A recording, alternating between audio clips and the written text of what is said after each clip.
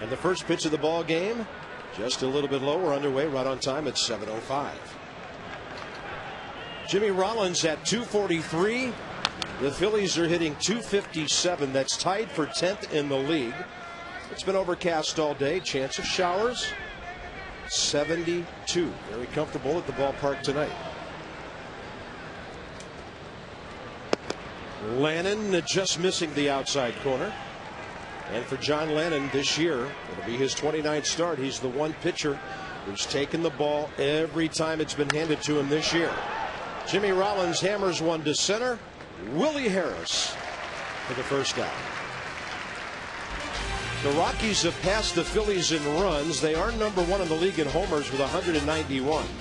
Ryan Howard is wearing out right-handed pitchers.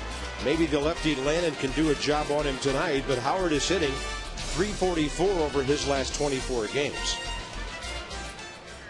And there's the old grinder, Charlie Manuel. His team has lost 4 straight. They just got swept by Houston.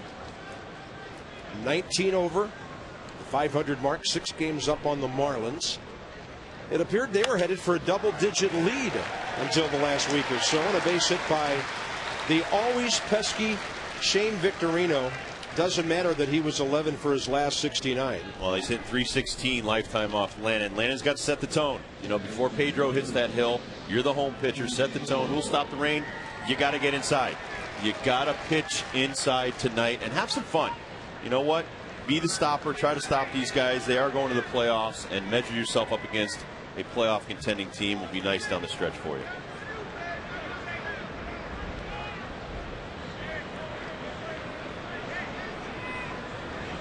The brains of the Phillies, Chase Utley, takes one upstairs. 29 home runs this year. He's hit 11 of them against left-handed pitchers. 5th in the league with a .414 on-base percentage. He's in the top 9 in homers. I think he's a great case for your best hitter, possibly the best overall player on your team, batting in that 3rd spot. Likes John Lannon. That's a limo for him today. 526, a couple of homers. John Lannon facing the Phillies for the 3rd time this year. These ball clubs haven't seen each other since the end of May. They played a lot the first 2 months. In fact, the last time the Phillies were here, Jamie Moyer won his 50th game, and now he's in the bullpen. 13-year veteran Jerry Meals has the plate. Ron Kulpa, the crew chief Dale Scott, and Mike Estabrook on the bases.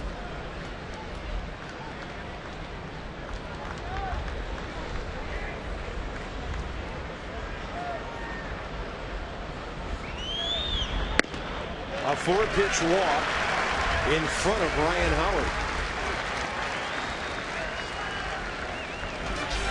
Nationals defensively, Christian Guzman and Pete Orr up the middle. Willingham, Harris, and Dukes across the outfield. Zimmerman and Dunn at the corners. Another start for Will Nieves. The last 22 times Will's been behind the plate, the Nationals have won 11 and lost 11. Well, and if you're John Lannon, you want them to try to hit the ball to the right side, especially center field and right. Harris and Dukes, a lot of speed, or he can go back on jam shots, a lot of speed to the right side of the field. Ryan Howard has been the best Phillies offensive player lately, hitting .344 the past month. That's a front door breaking ball up and in for a strike. But you saw Will Nieves in his last start. He walked 4 guys. He's been walking at least 2 guys in his last 4 or 5 starts. Got to start throwing the ball over with authority and then get it out of the zone. You can't live up in the zone with those off-speed pitches, especially if guys like this get his arms extended. Good.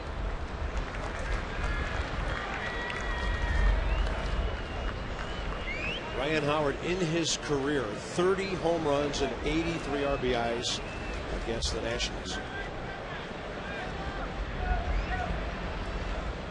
And as we showed you earlier when we set the lineups, not doing that much damage against lefties this year. Big breaking ball, strike 2. See how that one was out of the zone, out of that big circle of the hitting zone, and John nailed it perfectly. Do it again. Way ahead. Got at least 2 more pitches that you can throw down and away. You saw that go from the knees down to the feet. Perfect level.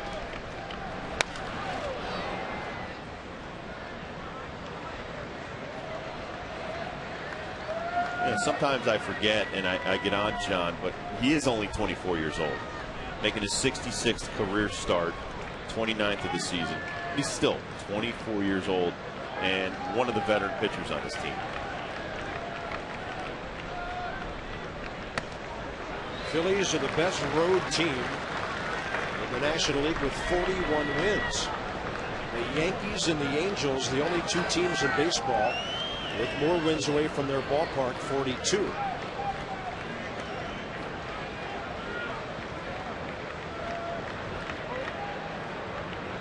Target outside corner.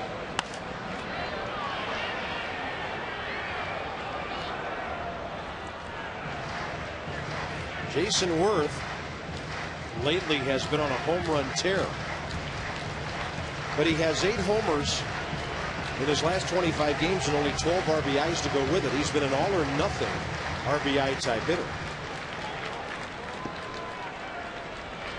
You're not going to get any sympathy here, Phillies, for not scoring as many runs as you think you should. And a breaking ball hit to right. It'll stay in the ballpark for Elijah Dukes on the track. Victorino tags and goes to third, and obviously a big out for John Lennon. Let's give you the hit sequence here. Big breaking ball for strike 1. Then he's going to come inside with a 90-mile-an-hour fastball, get him off the plate, throw the breaking ball away from him. Excellent choice. That was a little too much of the hitting zone. Went upstairs and tried to throw a fastball by him. Breaking ball, center of the plate. And then you saw Will Nieves saying, I want that pitch down. Will Nieves even went out to the mound and said, get that breaking ball down. That almost left the ballpark. You got to be careful with big men like Howard. That's a pretty good pitch.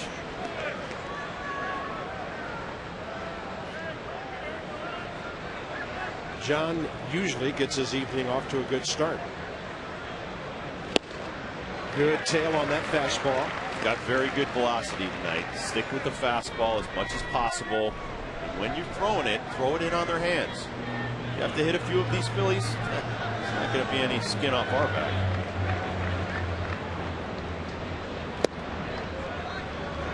He's made 3 excellent pitches so far to work. Jerry Meals, the 13-year veteran, a fairly tight strike zone so far. And Worth helps out. That ball was away. And the count's 2-2. This is one of those guys, and I know, Rob, you talk about this all the time. He's not up there to do anything but hack. Yep. He's hit 31 homers and driven in 81. No, he knows his role on the team. He's sandwiched in between Ibanez and Howard in the lineup. He's the power hitting righty, replacing basically Pat Pearl as that power hitting righty. They've got the runner picked off first, and then Dunn lets him go because he was afraid Victorino would go home.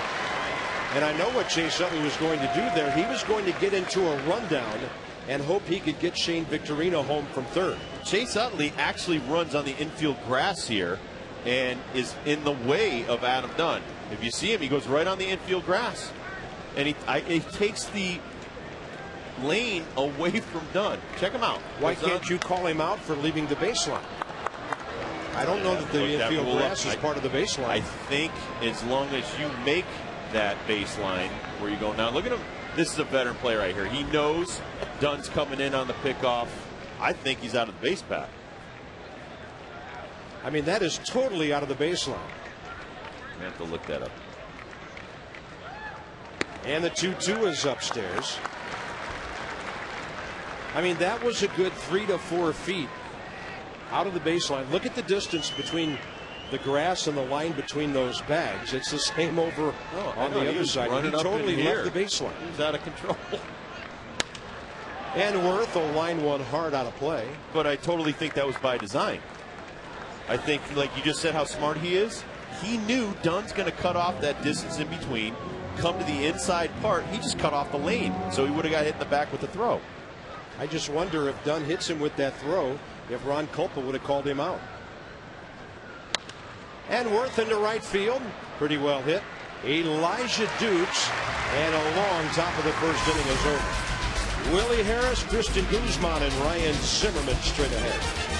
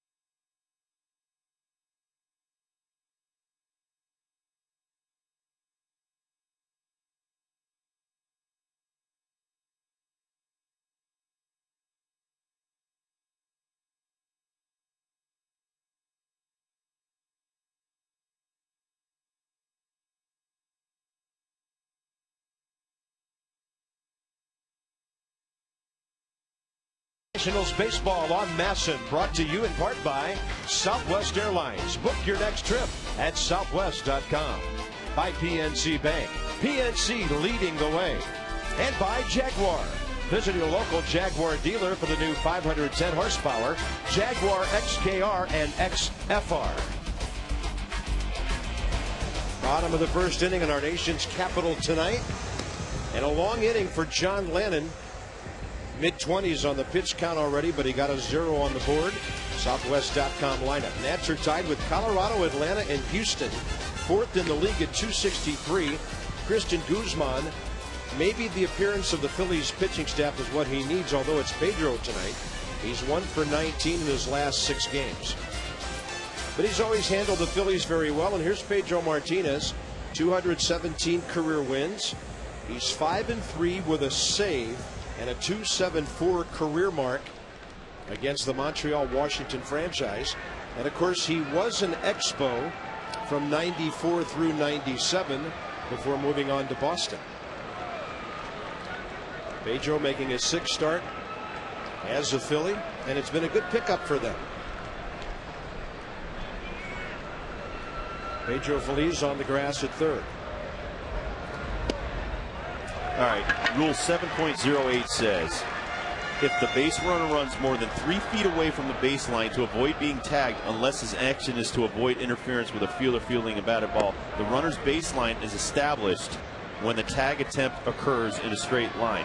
So I just think that when he ran into the grass, since there's no throw, the judgment is that there's no baseline established because of the play. Right. So, like my point, if Adam Dunn throws the ball and hits him, he would have been out. He's going to be called out by the umpire. Because I'm with you. I always thought that if you're out of the baseline, you're out. Willie Harris, has he homered again? It's off the wall, and his last 2 swings have gone well over 700 feet in this ballpark on the heels of his leadoff homer in the 9th inning Sunday.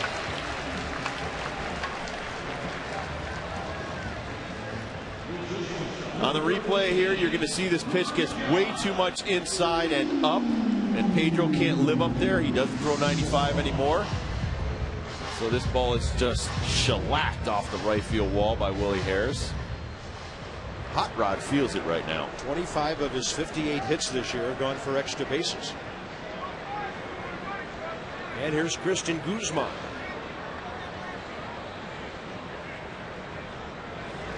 Guzman showed bunt, pulled the bat back. He did have a quality at bat. In fact, 2 of them ending the game on Sunday. He walked in the 7th inning for only the 14th time all year. And then he legged out that infield hit up the middle on which Dan Uckler made a fine play, and that set up the game-winning homer for Ryan Zimmerman.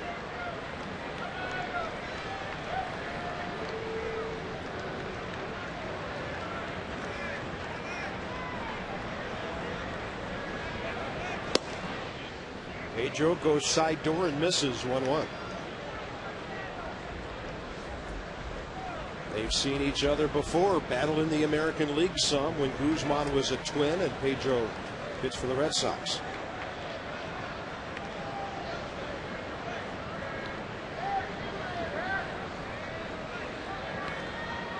You remember the famous play when Reggie Jackson, in between first and second, deliberately threw his hip into the ball. Tommy Lasorda went mental. I think it was the '77 World Series. Tommy Lasorda's going, you can't do that. You can't throw yourself in front of the ball.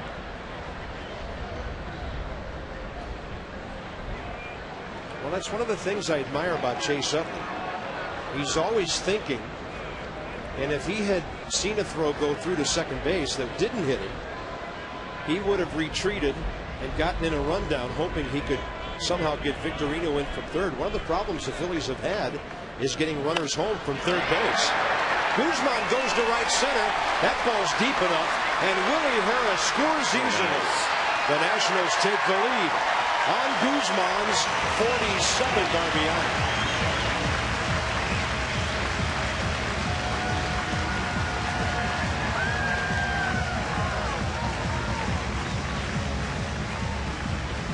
Something about Philadelphia pitching really lights up Guzman's bat.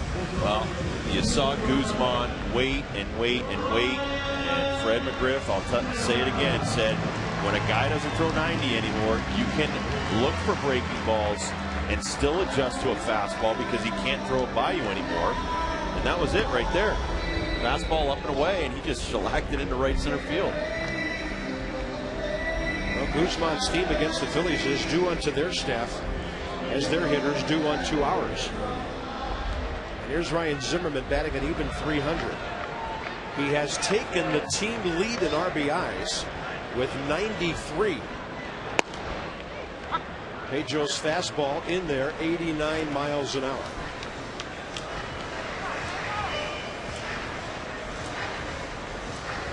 Ryan, by the way, half of his homers since the All-Star break, and that's in less than 2 months. 14 of his 28 since the break.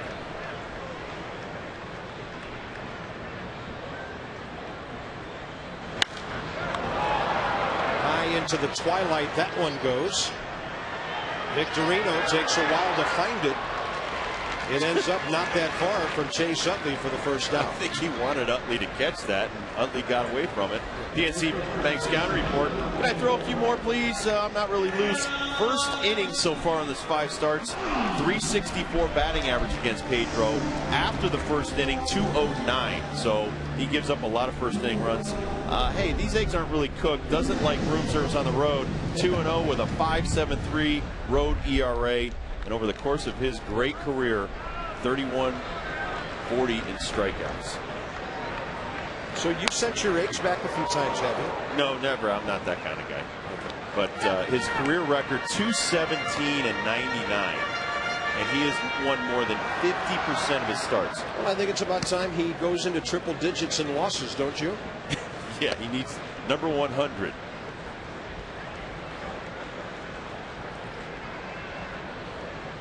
Adam Dunn's batting average is on the rise again. He was 1 for 4 on Sunday. He's been on base like crazy lately. And his on base percentage is back up to 4th in the league at .415. Short lead by Guzman. And a changeup has Dunn fouling. 0-2. 46 career complete games, 17 of those shutouts. 3-time Cy Young Award winner, 97, 99, and 2000. 8-time All-Star, most recently in 06. And for his career, he's averaged 10 strikeouts per 9 innings. There's no one that has more than 100 wins more than losses that is not in the Hall of Fame. So I truly believe he's a Hall of Famer. Plus, I told you, he's got about 2,800 innings pitched. He's given up 2,100 hits, roughly. So I mean, that's where I tell you, for a starting pitcher to not have almost as many hits as innings pitched is phenomenal. To have 700 less, you're talking like Nolan Ryan stuff, Randy Johnson stuff. It's just amazing. And the 0-2 to Dunn. Big time changeup. Adam is gone. That'll bring up Josh Willingham with 2 outs. And the Phillies defensively, they're the best defensive team in baseball. The Phillies have the fewest number of errors, 60. The Pirates have 61. The Phillies are tied with their buddies from Pennsylvania in fielding percentage at .988. And that's one thing that kept the Phillies in games early this year. When their pitchers were struggling, they had offense and they were catching the ball. And that's a breaking ball outside to Willingham. I think one of the big reasons the Phillies are so good defensively, Charlie Manuel has pretty much the same 8 guys out there every night. They don't mess with their lineup a whole lot. Great continuity on this club.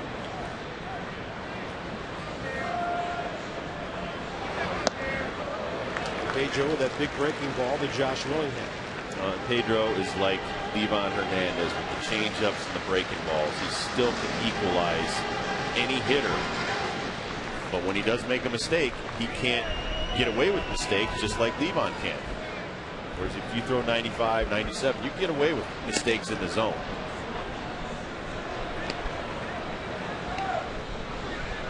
Pedro has had 2 short starts because of rain.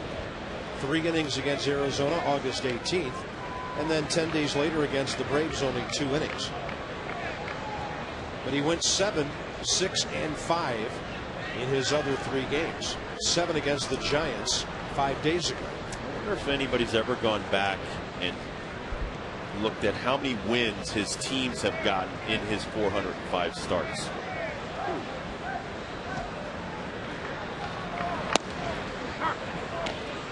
I bet you they've won at least in the high 200s. Yeah, I was going to say more than 250.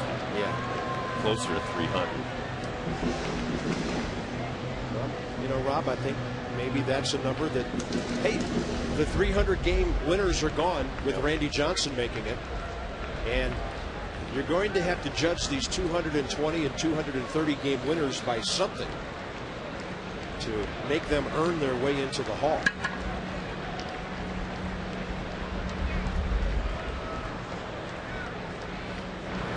And a fastball low and away to Willingham. The count goes full. I go back to Bert Blyleven on this because he won close to 300, 287, 242 complete games, 60 shutouts, top 10 in strikeouts all time. No one's going to approach 200 career complete games ever in a career again. I mean, it's just ridiculous. So they're going to start. Pedro's got 46. Livan, I think, has 47, 48. I mean, you're talking 200 more than some of the highest active pitchers today. Yeah, so they're going to put some of these other guys in before Blyleven? No, no way. 3-2 Guzman running. Willingham to right center, but the ball slicing back to Jason Worth. Well, the table setter's got it done. Harris a double, Guzman a single, 1-0 Nats.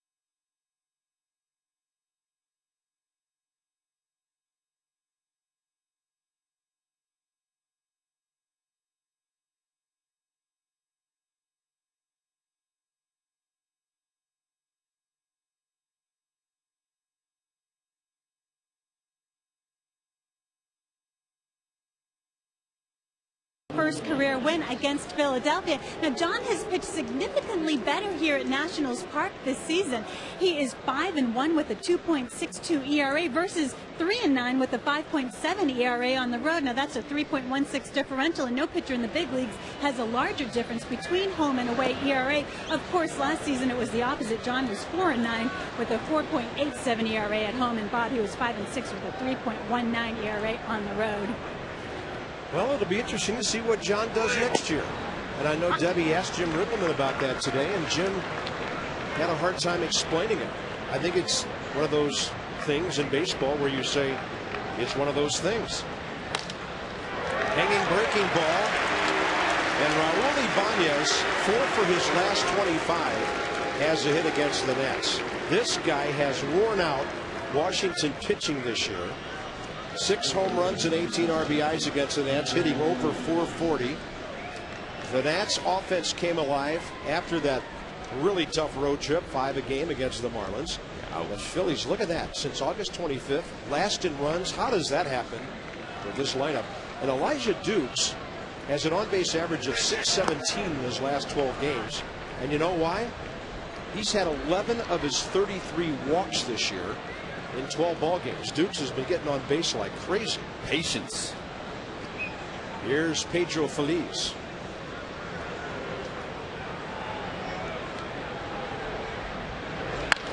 Double play ball. Guzman, or 6-4-3. It doesn't get much better than that. And the Nationals turn their 120th double play. Well, Landon makes a strong pitch inside. He tries to pull it, hits it right on the ground. John gets a ton of ground balls when he's pitching like that hard inside. And it's an easy 6-4-3. That's a pitch count saver. And here's the catcher, Carlos Ruiz, batting 8th. It's a pitcher's best friend, but the pitcher has to make a quality pitch to get and induce the ground ball, and John did just that, and he usually does. Big fastball. Interesting, that was his first 2 ground ball outs of the game after 3 fly balls in the first inning. Working quickly, John is smelling the dugout here. He wants to get him and his teammates right back in there. Ruiz, a very reliable catcher, hitting .252. There's another ground ball out. If Pete Orr takes care of business, he does. And it turns into a great inning for John Lennon. The aforementioned Elijah Dukes hitting .471 over the last 2 weeks. Leading off Pete Orr will be able to fight.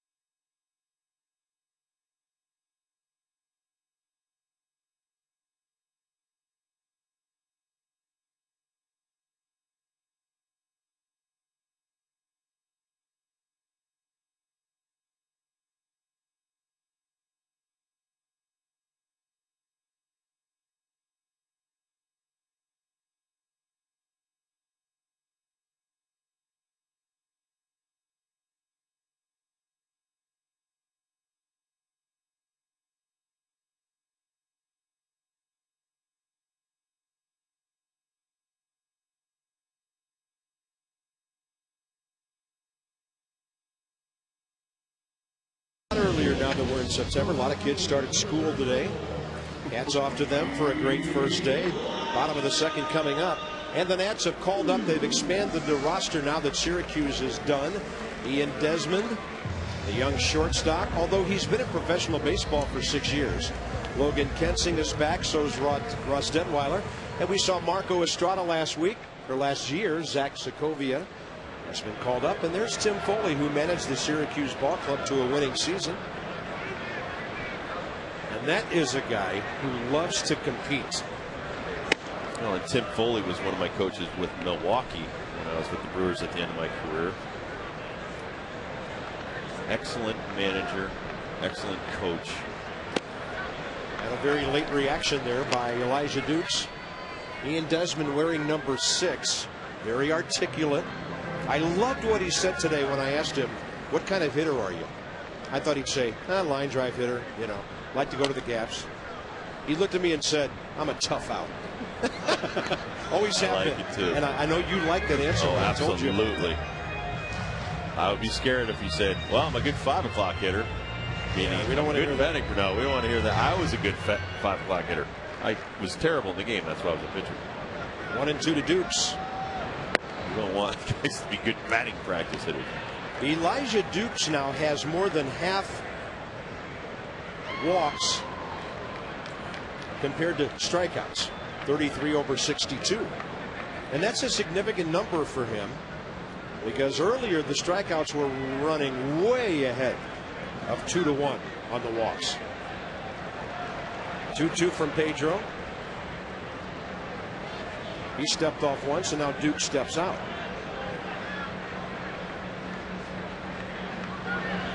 Breaking ball, he waited for it and hit it awfully well, but right at Raul Ibanez, who had to move a little bit to his right.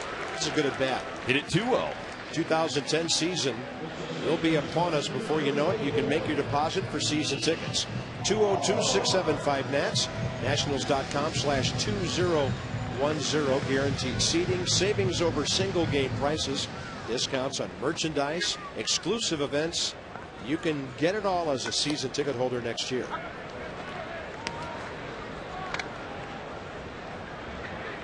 Pete Orr, he had a base hit on Sunday, pinch hitting. So Pete in 9 games is 10 for 26. You gotta love what this guy's done since coming up from Tim Foley's Syracuse Chiefs.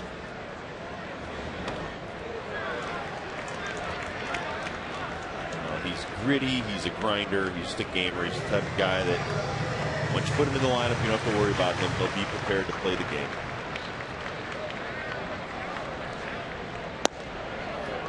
Good running fastball, a little bit low. 2-2. Marlins and the Mets are underway. Up in New York, Vanden Hurk against Redding, the former Nat.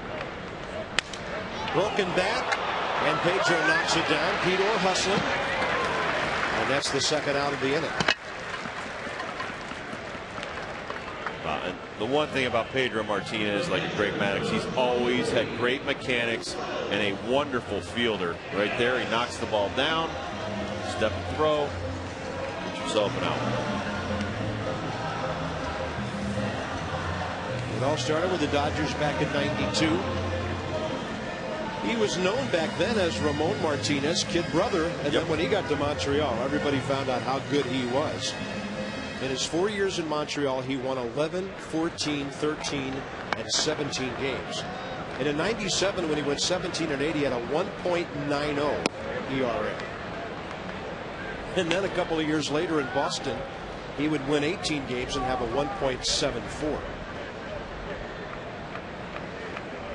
Will Nieves hitting .249.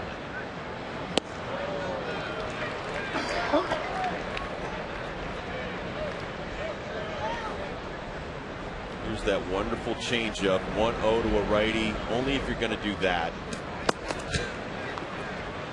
I don't recommend it, but he's got one of the best changeups of all time. And another. Will's going to go for a little stroll and think about it.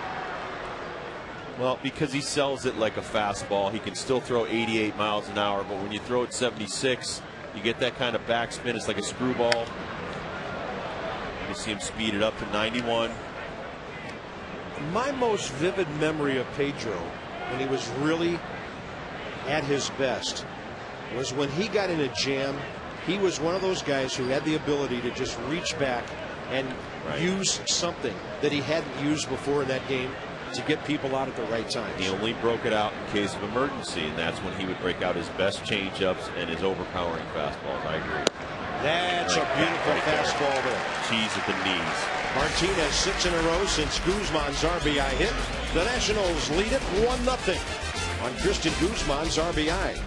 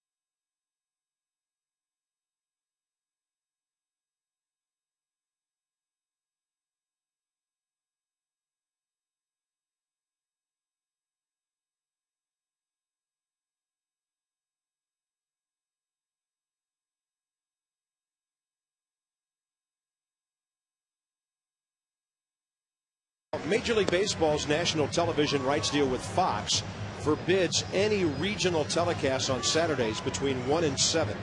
So the Marlins have chosen to start their game at 6:05 because of a post-game concert. Rob and I will be there. We'll be calling the game live to tape for the re-air later. But during the game, during that first hour, before we join you in progress at 7:05, you can go to MASNsports.com, live game blog, statistics, and then Rob and I will be with you live at 7:05. And then after the game, we'll still have Nats Extra, Jim Riggleman's post-game conference, player interviews, and highlights with Johnny and Ray. We did that earlier this year in Tampa Bay. We're going to do it in Miami this Saturday. Hey, it's not every week you get to see Willie Carino in concert. Who is Willie Carino? I have no idea. Pedro Martinez 1 for 8 with an RBI. He's a 100 career hitter. I usually do my best work when we're not on the air. It's just you and I talking. You are brilliant in those times. Here comes Zimmerman. Scoops with the glove. And time to throw out the pitcher.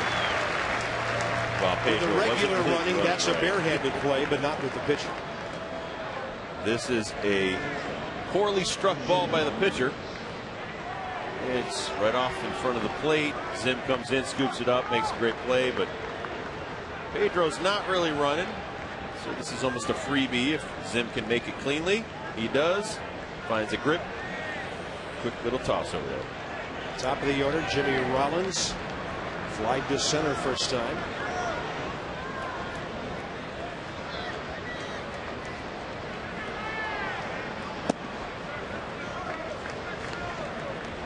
John Lennon now 4 ground ball outs to the last 3 hitters, including that double play. Good location on the fastball.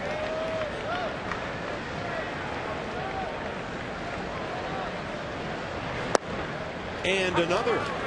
Rollins didn't like the call. He thought it was low and lets Jerry Meals know about it.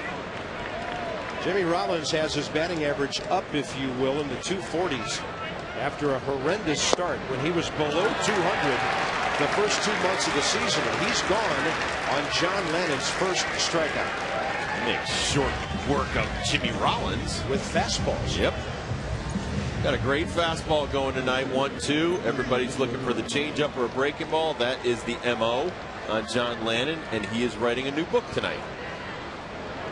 I can take that back to the dugout with you. Put that in your scouting report. The base is empty, 2 outs. Smoke it. Victorino's bat shatters and a ground ball to Guzman. Another really good inning by John Lennon. 5 grind ball outs and a strikeout so far.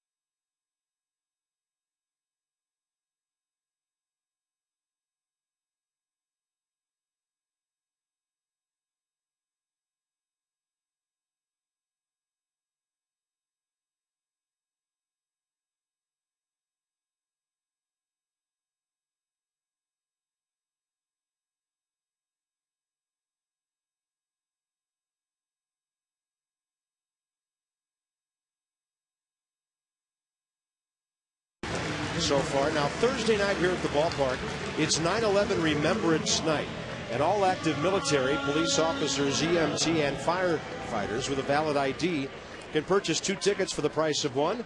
If you just want to come and buy 1 ticket, 50% off.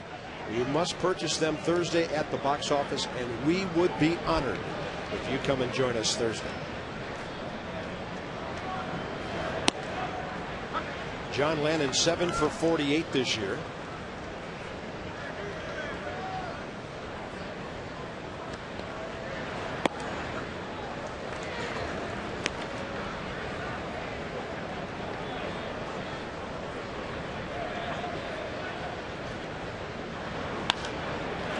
Lennon gets the bat on the 0-2 pitch.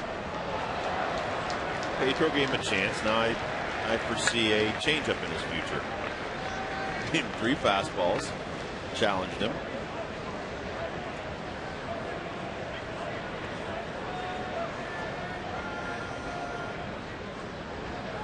Oh, it goes another heater. Make him throw 5 or 6 pitches here. I think Ruiz wanted a changeup just to get Landon out of there, and Pedro said, "No, I'm going to challenge the pitcher."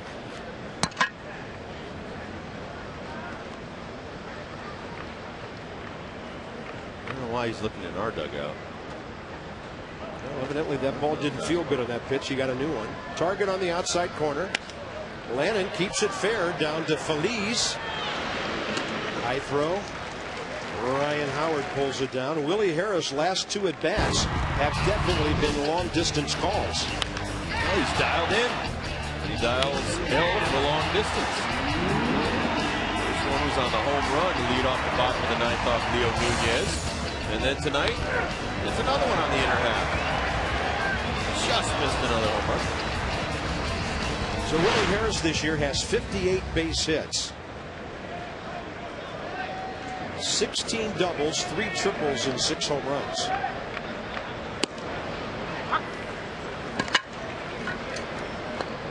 '25 extra base hits. All about setting the table, and that's what Willie did leading off the first.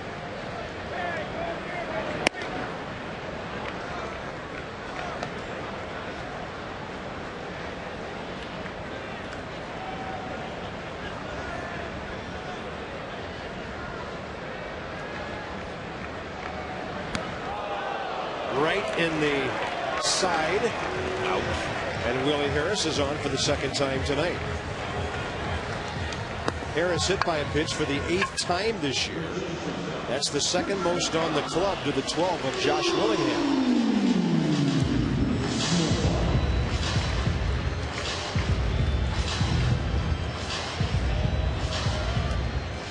Next up, Christian Guzman, who collected RBI number 47. His first time up with what you would call a deep single to right center. It didn't give Victorino or Worth the chance to charge it at all, and then easily scoring was Willie Harris.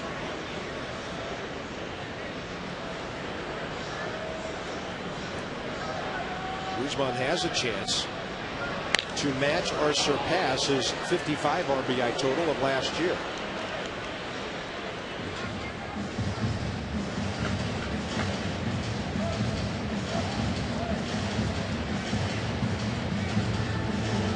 Well, he'll be looking for another multi-hit game against the Phillies. He's at 47 of them overall. Side door breaking ball off speed for a strike. We got a guy that does that. Batter, catcher, and umpire were all leaning right there. Well, this is just a thing of beauty right here. Pulling straight down on that with your two fingers together as hard as you can. Same arm speed as a fastball, and the grip gives it that 70 miles an hour. And the technique. You throw him another one, easy fly ball to center. Victorino for the second out. Ryan Zimmerman against Leo Nunez, trying to close it out for Florida Sunday. We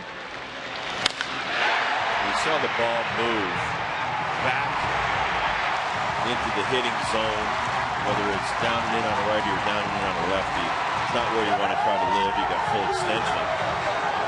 He is a dangerous fastball hitter. And if you throw him outside, he'll whack him to right center field. He doesn't admire his shots very often, but he knew he had that one. And he was 0 for 4 up to that point. And Nats needed that swing very badly, because the Phillies would be coming to town and Washington would have a 9-game losing streak if not for that 9th inning. Not to be forgotten, Mike Morrison, his big 2-out hit in the 8th.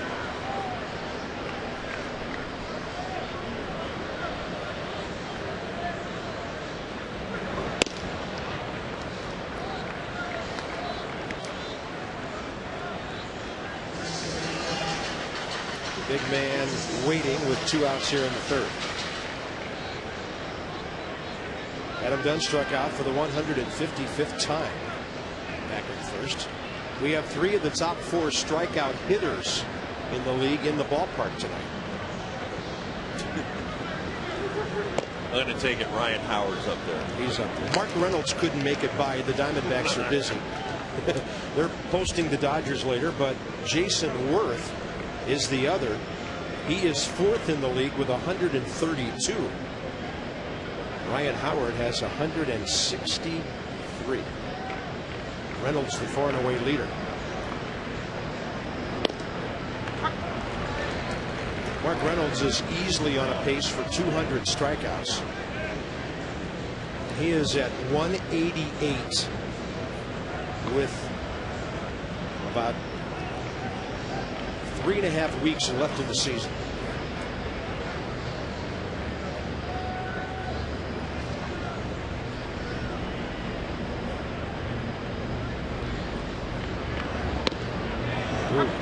Front door breaking ball. Well, and he had just thrown him a slider too, so he's got all 4 of his pitches working tonight. And he is a true 4-pitch pitcher, Rob. There aren't many around anymore. He always has been, and when he is healthy, he will change arm angles as well as anybody that's ever played the game. He can drop down, Laredo, go underneath sidearm, go 3/4.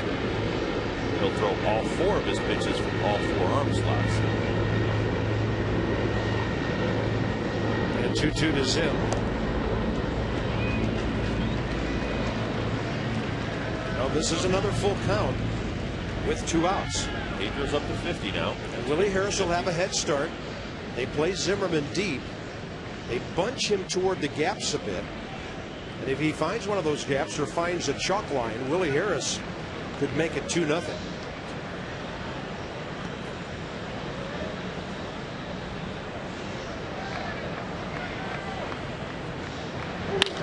That's a shot to left.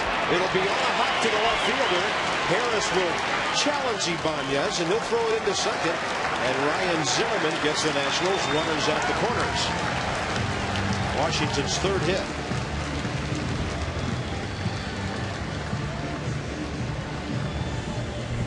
There's the Exmo, the front leg lift, plant, spin the hips, the bat head through the batting zone quickly. I said before, Pedro cannot throw it by you with regularity any longer, and when he gets the ball up in the zone, very hittable. Here's Adam Dunn.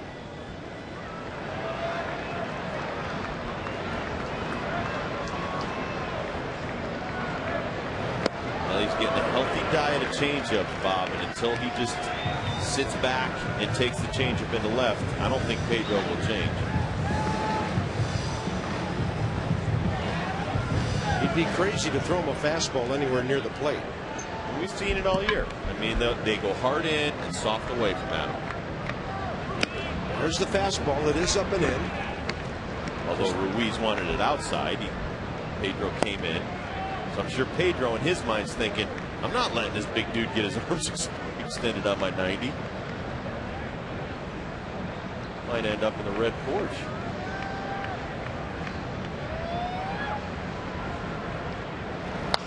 Dunn puts it right to Ryan Howard, who blocks it with that big body. The Nats, a hit batter and a base hit. They've stranded 3 and into the middle innings lead 1-0.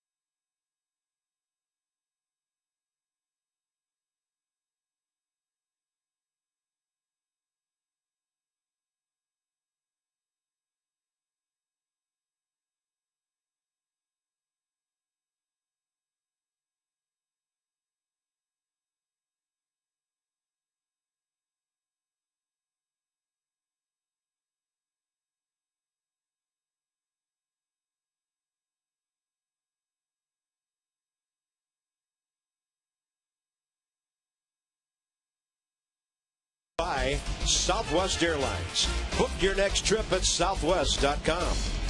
And by Wendy's. It's way better than fast food. It's Wendy's. Beautiful evening in our nation's capital. The Nationals lead 1-0 on a Christian Guzman base hit following a Willie Harris double back in the first inning. John Lannon back to work. He's been very efficient. 4 of the last 5 batters have hit the ball on the ground. He's gotten 5 outs with those. And he faces Chase Utley to lead off top 4.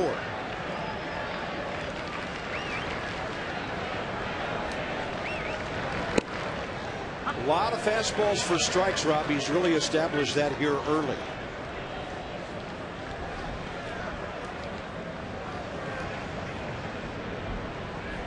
.41 pitches in 3 innings. Pedro's thrown 53.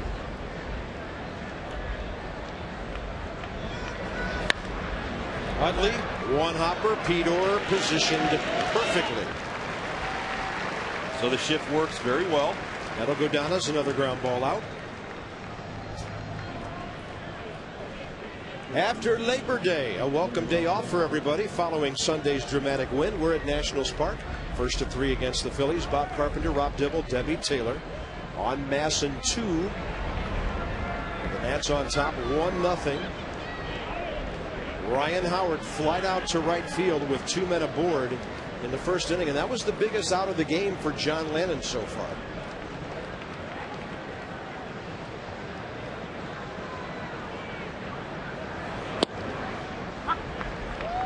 continues to pound the fastball in and away. He's got a good one tonight. Limit your secondary pitches. And a bouncing ball. That's the shortstop Guzman. Another ground ball out. And the first two retired here in the top of the fourth. Aflac trivia for you tonight. Does it have a Philadelphia tilt? Is this your trivia? No. Okay. Other three pitchers other than Pedro with 3,000 strikeouts and an ERA under 3. Man,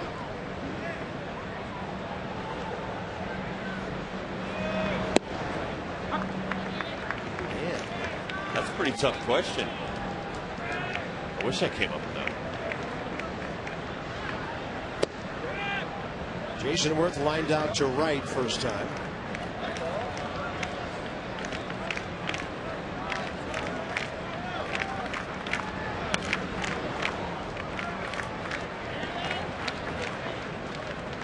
Bob Gibson comes. I was gonna say Bob Gibson, Sandy Koufax. Did Koufax pitch long enough to have 3,000 strikeouts though? Well, I'd say Carlton, or was he just a little over 3? So that's the thing about Nolan. Nolan had 5,700 strikeouts, but he had an ERA over 3. That's a good one. That is a good one. That's a stumper. And a 1-2 to Worth. Lannon pulled the string on him, 76 on the changeup.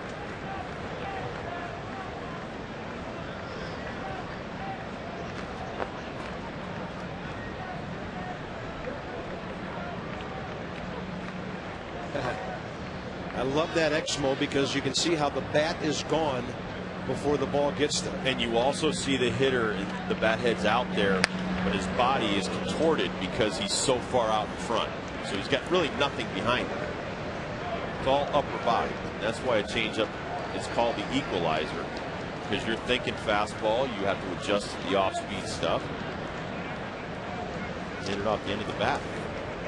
You saw Adam Dunn try to pull Pedro's fastball, which is away from him, and all he did is put it on the ground.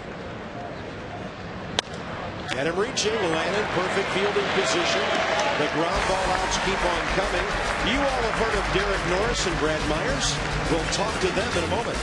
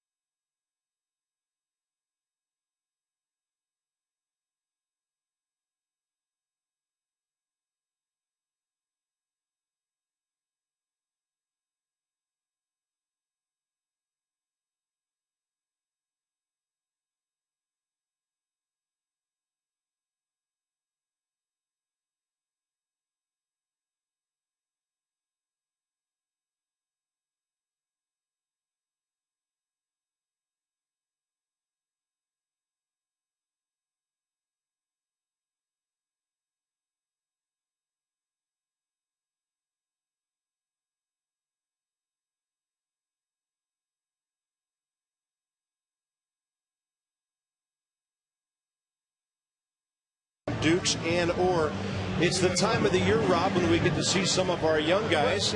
And this is Brad Myers, the Nationals minor league pitcher of the year. Derek Norris, the Nationals minor league player of the year. Guys, congratulations on your awards. Derek, let's start with you. Your reaction to being here and seeing the Nationals here at the ballpark. Oh, you know, it's great. You know, come out here and see the big league team play. You only get a little bit, you only get a little taste of it in spring training, but you know, you come here and see the beautiful ballpark and the game. You know, it's just so much more than that. As far as in the minor leagues, you know, most of the pitchers are not as well versed. They don't throw as many strikes, so you don't get to see as many pitches around the hitting zone. So to win batting crowns and awards and stuff like that, you have to be pretty good in the minor leagues. So what was the difference maybe between college and high school that you found out in the minor leagues the last few years? Well, you know, it got to a point where it was almost like, you know, hitting in high school again. You know, at the end of the year, once I had produced so many home runs and so many RBIs through the end of August and beginning of September, you know, I'd be getting, you know, walk 3-4 times a game and not getting really any pitches to hit other than maybe one or two changeup or curveballs per game to hit. So, you know, it was really in a funny way, kind of like high school, you know, the way I pitched me in high school. So Derek had a good season, hitting in the high 280s, a lot of home runs. Now, Brad, as a pitcher, congratulations, by the way, on your award. Your thoughts on the season that you had and how you guys worked together? Well, I just want to stay injury-free this year and get my innings up, get a consistent delivery, started to use my legs, so that was kind of nice, and just basically throw strikes and pitch to contact. Now, what are some of the things the coaches and instructors are teaching you down at the minor league level? I mean, obviously the repeating your delivery and stuff like that, but you know, I was always taught, listen, if you can learn 2 or 3 pitches you can throw for strikes, you can play up here.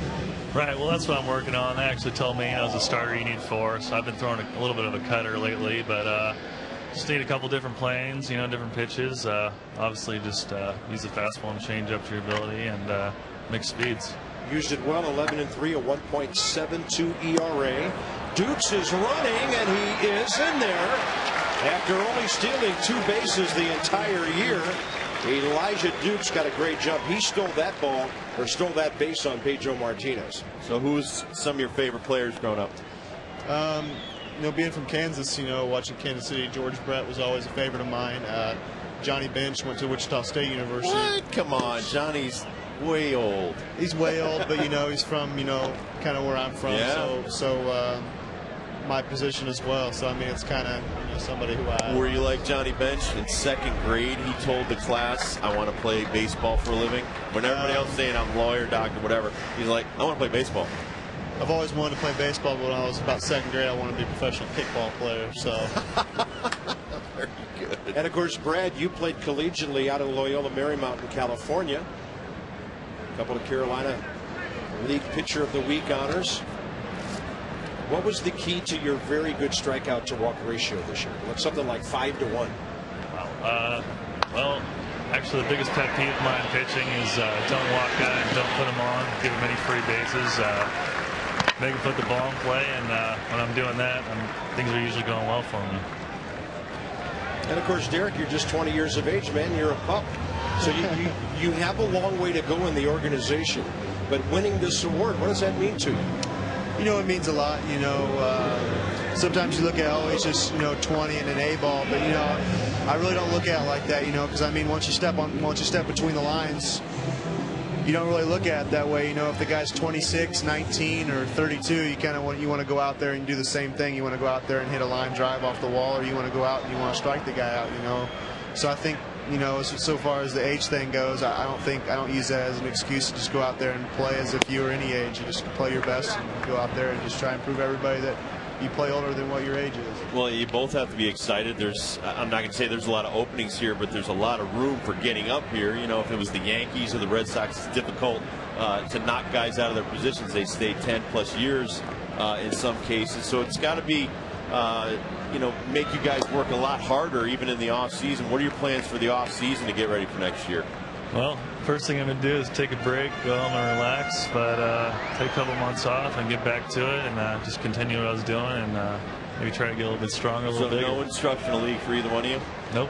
He's going to the Fall League. Okay, so you go Arizona Fall League. Yep, get a chance to play with Strasburg and Storen, both first rounders this year, and I got a chance to play with Storen earlier this year, and he's got real great stuff, you know, and if Strasburg's any better than that, you know, it's just exciting to see what he's got, because Storen's he's electric. He's awesome. And Brad, did you see Ian Desmond a little bit? Yeah, I talked to him. Tell us about the shortstop who we are seeing for the first time. He's great. I mean, having him playing behind you, it's awesome, because he gets everything and makes great plays behind you. Foul ball at the bat of Will Nieves. 2 balls and 2 strikes. Dukes with a base hit, a steal, and a ground ball moved him over to third. He's there with 2 outs. Gentlemen, Derek Norris, Brad Myers, congratulations on your awards. And come and see us here in Washington in a season very, very soon. All right, thanks a lot, guys. Thank you, guys. Appreciate Thanks, it. guys. Congratulations. Another glimpse into the future of this franchise with catcher Derek Norris and pitcher Brad Myers. 20 and 24 years of age, respectively.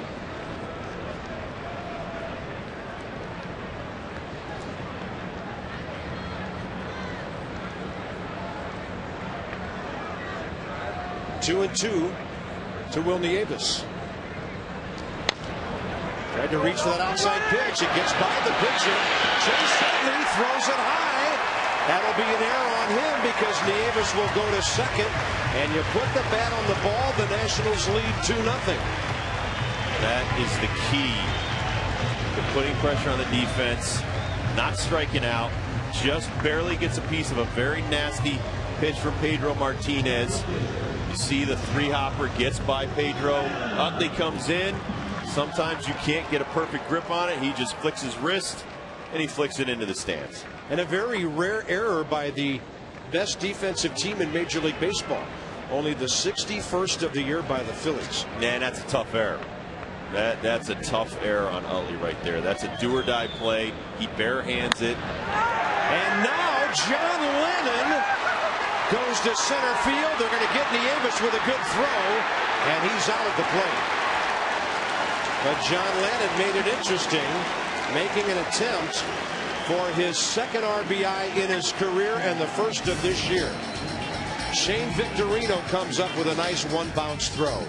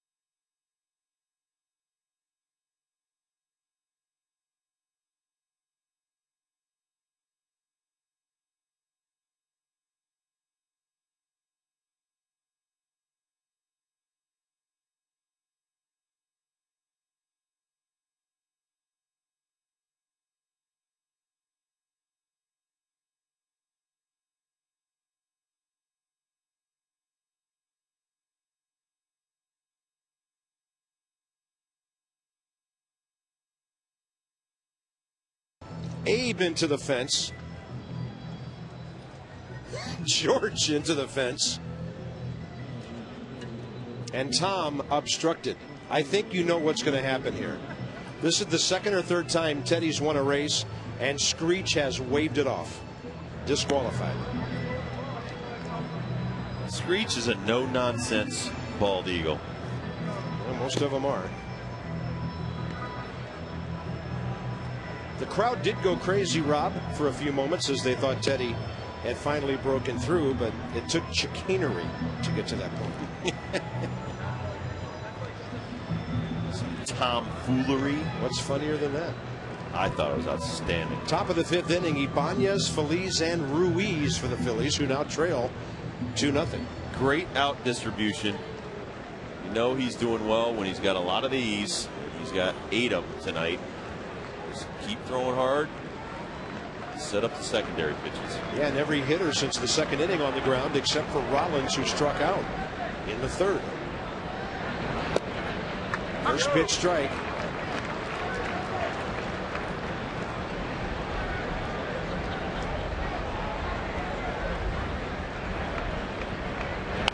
Texas kept its wild card hopes alive tonight in The first game of a doubleheader at Cleveland, they beat the Indians 11-9. And they've got to play another game now. That's important because the Red Sox are leading Baltimore at home 8-0. The Orioles simply cannot beat the Red Sox no matter where they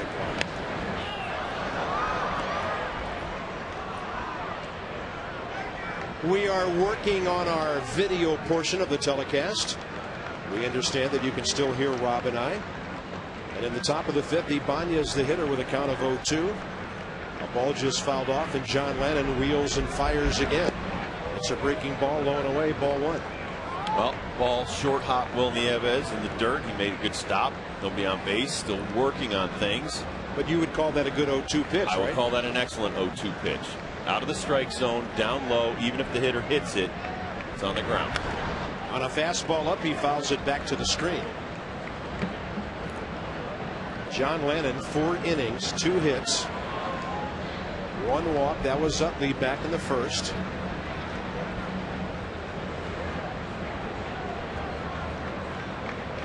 Talked about setting the tone early in the game. And a 1-2 pitch hacked in the air. Deep right field. It's way out of here. And the Phillies are on the board as Raul Ibanez continues to hammer the Nationals. That's his 7th homer against Washington this year. Out of the 29 he has hit. And it's a 2-1 game. Well, I truly believe that Ibanez earlier in the year was looking breaking ball. Right here, I think he's looking, and that looks like a changeup. I'm not really sure, but I think it was a changeup, and it just stayed up and in.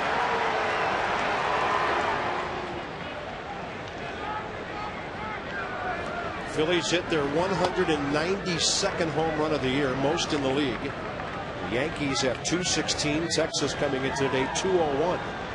Ball 1 to Pedro Feliz, and now Lannon's next pitch is fouled back. And John was visibly upset about that, but you know what? They're going to hit home runs off him. Now come right back. Comes right back. Evens the count at 1. Start attacking these guys again. 19th homer of the year John's given up, and then he throws a really good off-speed breaking ball. No, he's been in total control the entire game. He has manhandled this Philly lineup, which is not easy to do. And the count's 1-2 to Pedro Feliz, who bounced into a 6-4-3 double play ball. First time up. Next pitch. Fastball to Hopper. Zimmerman charges. Flips it on the run to Dunn. 1 out. Ryan Zimmerman these days is really getting rid of the ball in a hurry from third base. And the one thing John was doing earlier in the year was minimizing damage. He would get into problems, get ground ball double plays, get out of innings, give up 1 run here, 1 run there, keep the team in the ball game. Right now it's 2-1. You're still in control of this game. And the hitter is the catcher, Carlos Ruiz. First pitch. Hit hard to short. Guzman right there scoops it up and fires. Dunn has it. 2 outs. Still challenging them. Second time through the lineup, doing a great job with the fastball tonight. Well, and you love it when the pitcher just gives up a home run and then isn't afraid to pitch to contact to the next 2 hitters. Pedro Martinez next, bounced out to Zimmerman first time up. Landon working quickly, and he's ready. Fastball outside corner for a strike. Hey, it's not the worst thing in the world. I told you many times, Tom Browning stories. 5 straight years, won 15+ games, would give up 30 to 35 home runs a year. It's going to happen. Next pitch, swinging a foul by Pedro. We're still working on the video portion of our Masson telecast tonight. For now, Rob and I will give you a radio call so you don't miss any pitches. The count's 0-2 to Pedro Martinez with 2 outs. 2-1 ball game. Nats lead. Top of the 5th. Next pitch. Hit to short again. Guzman waits for it. Hops and throws. And that's it. A leadoff homer by Raul Ibanez. Halfway through the game, the Nationals lead 2-1.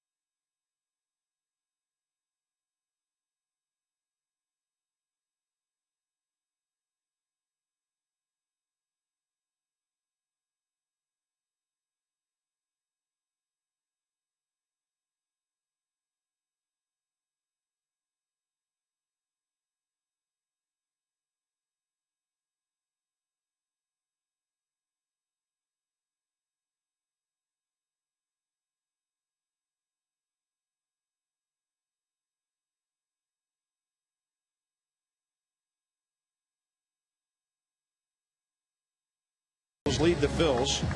Willie Harris been on base twice. Guzman has an RBI single, and Ryan Zimmerman a base hit.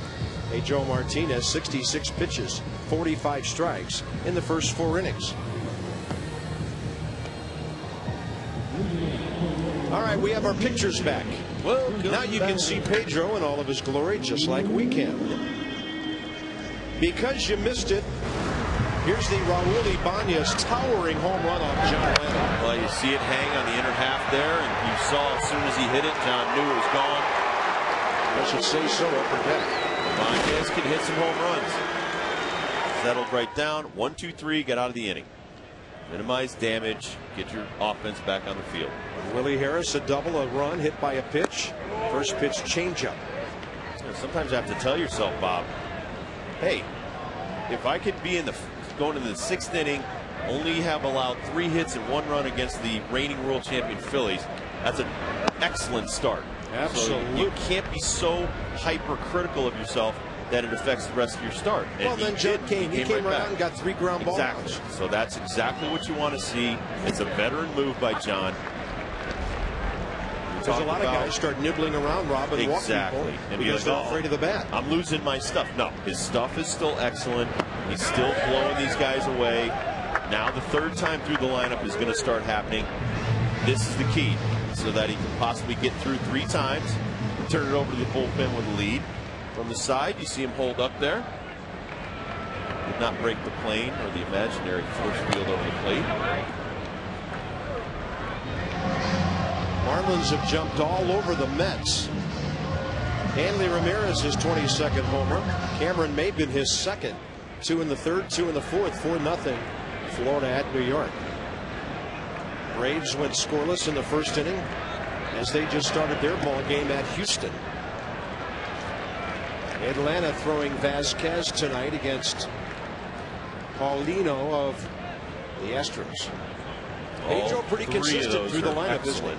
Every one of those is excellent. 3-2 to Willie Harris.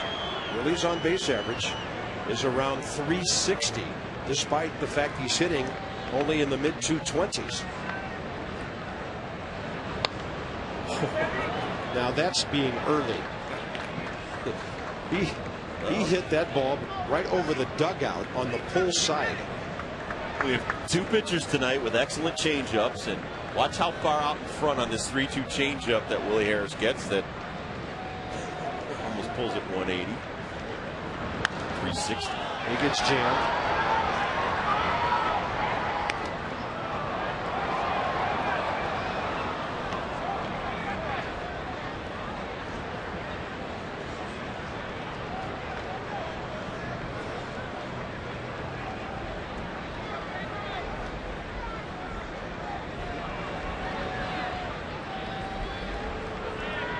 Reacher to Harris again. He's having a good at bat, fighting off everything Pedro has. Well, that may have been Pedro's best fastball tonight right there too. 92 after the 78 and 76 mile an hour changeups.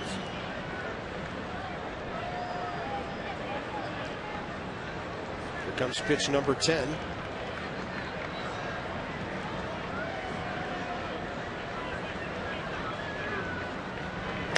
And Willie gets it down the right field line. A couple of feet foul. Just missed. Just a hair.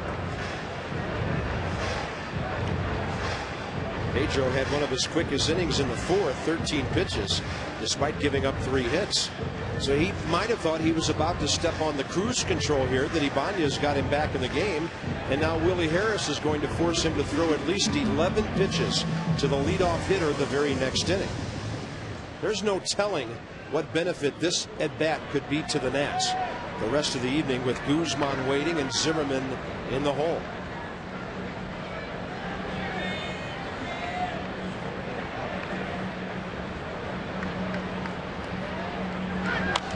Harris stays with that one and pops it left field line. Over there is Feliz in plenty of time to make the play. Let's talk 3,000 strikeout pitchers with ERAs career under 3. Pedro's one of the 4. There are 3 others. We mentioned Bob Gibson. Walter Johnson, Tom Seaver. The big train from D.C. I love it. Tom Seaver. Maybe the greatest drop and drive pitching motion ever, you think? I absolutely think. And wore a knee pad on the leg that would be on the ground. He was driving so hard towards home plate. And that Pedro right up there. Some of the best ever in terms of strikeout to walk ratio. Guzman 1 for 2 with an RBI single. His 47th RBI of the year. Changeup floats outside 2-0.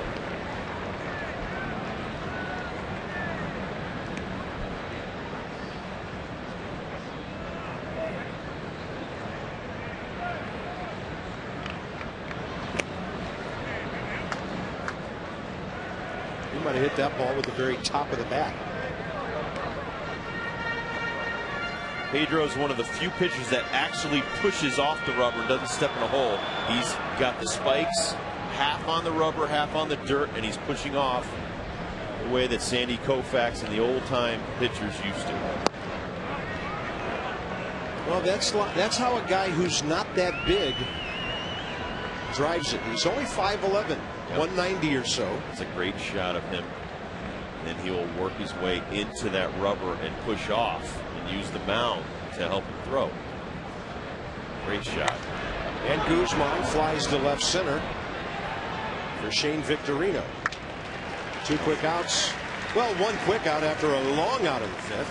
This is why he has more than 100 wins than losses. Right there, you see that foot pushing off the rubber, not out of a hole. There you see that great follow through in his trademark. Repeating delivery, repeating arm angles, throwing the pitches from the same arm slots.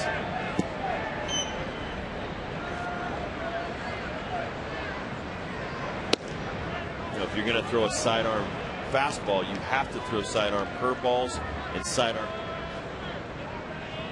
They'll say, oh, when he drops down, all he throws is the fastball. If you throw all your pitches from all the different arm angles, it's still confusing to the hitters. And of course, a lower arm angle, so much less stress on the shoulder. Guys who throw like this can throw long times. And he's had relatively few injuries to his arm. It was his foot and his ankle, and he had some leg injuries that killed his career in New York with the Mets. I truly believe, and a lot of older pitchers will tell you, your arm's fine. It's the rest of your body that just goes to heck, you know, at the end of your career. 2-1 to Zimmerman. You know, Tim Wakefield's got a bad back. He's a knuckleball guy. Randy Johnson's in his 40s. He's got the bad back, the bad knee. Now he's got the bad arm, but these guys have fought through really tough other physical injuries other than the pitching arm.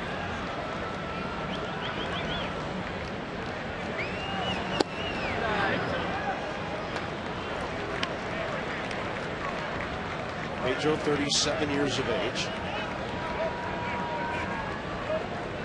Last significant action last year, 20 starts for the Mets, 5-6 with a 5.61 ERA. 3-2 to Zimmerman.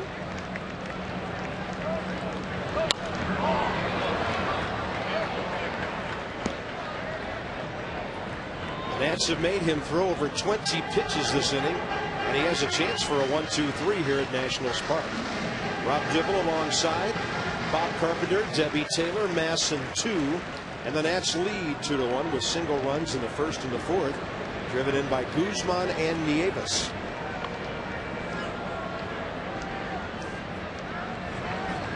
Breaking ball, Ryan waited for it. Sounded like he broke his bat. He did.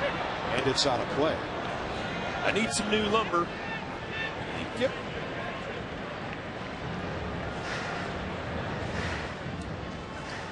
Now we've spotted another souvenir taker.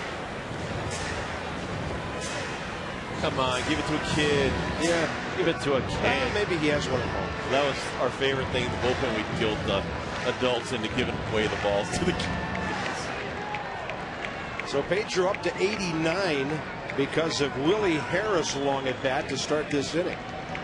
He's gone long again. Here's 3-2 to Zimmerman.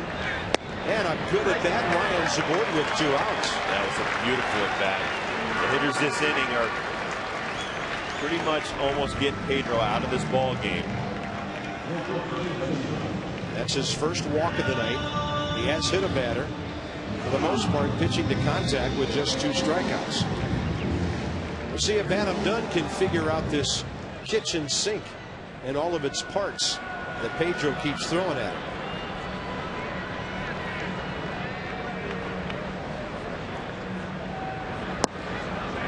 Starts him with a fastball.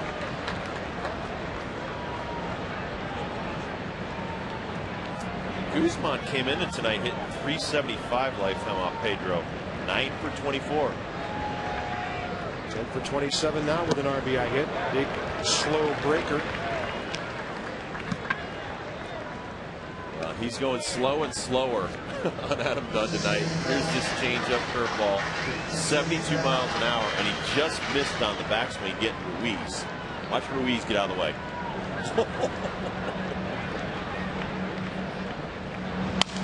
Broken bat, line drive right at Ryan Howard. Everybody ducking because the bat was flying. Into the 6th inning, the Nationals lead 2-1.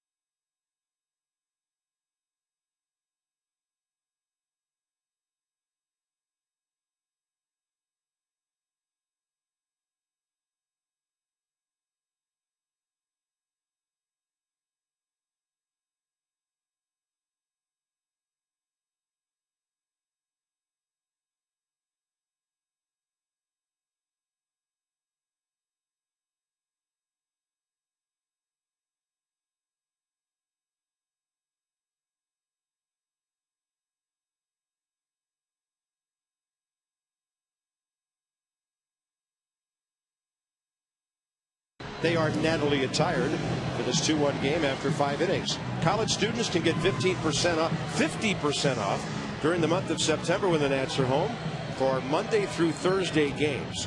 With a valid ID, you can purchase a ticket priced at $10 or more. 50% off. Box office, day of game early. Check out the Fan Value Corner, Nationals.com or 202-675-NATS.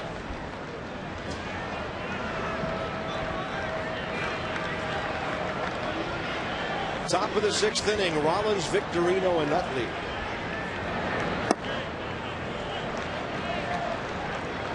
Jimmy Rollins, fly ball, strikeout. Victorino has a hit. Utley a walk. And a big 0 for 2 for Ryan Howard. John Lannon really worked Jimmy Rollins over with fastballs first time. And he gets a ground ball, but Zimmerman will cut off. Right across his body. With a fast runner. That ball gets through to the shortstop. It might be a base hit. He catches this is amazing. But he catches this so quickly on the second bounce, boom, grabs it, and now, okay, now I just got to set myself perfectly and flick it over there. Didn't have to make a hard throw, had to make an accurate throw. But anytime it's a leadoff guy who can run, if the ball makes it to the shortstop, it's going to be bang bang. And the lucky thing for us is that Lannon's lefty, and it turns Jimmy Rollins around to the right side, so that millisecond helps him say, oh, I don't have to rush the throw. There's Victorino. This guy is a thorn in our side. He just you think? Loves the Nationals pitchers. He came in this year from the right side, batting .329. Let's see what his numbers are against the Nationals this year. 347, 2 homers, 7 RBIs coming in. Career 317. Sure seems like he's on base more than that. 0-2, and Lannon buzzes him up and in.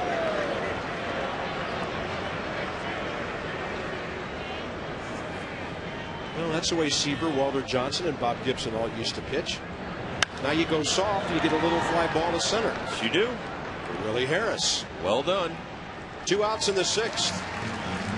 All right, Coors Light Freeze Cam brought to you by Frost Brewed Coors Light, the most refreshing beer. And John Lannon picks off Chase Utley earlier in the ball game. Chase Utley runs on the grass. Check it out right here. We'll freeze it. He's on the grass a little bit. Now he really gets in the way of Adam Dunn throwing it to second base. He is way out of the baseline. No throw. Coors Light Freeze Cam captures the action. But because no play was made on him, no call. Well, no call. And then the Nats got out of the inning when Worth lined out to right field. But we think, Rob and I agree, that had Adam Dunn thrown the ball and it hit Chase Utley, Dale Scott at second base would have called him out. And I will further explore that after the ball game. Talk to the umpires. That ball pulled. Adam Dunn to his left. Good play. Nice play. John Lannon almost missed the bag, and he dragged his foot to get it. Mom and Dad like it.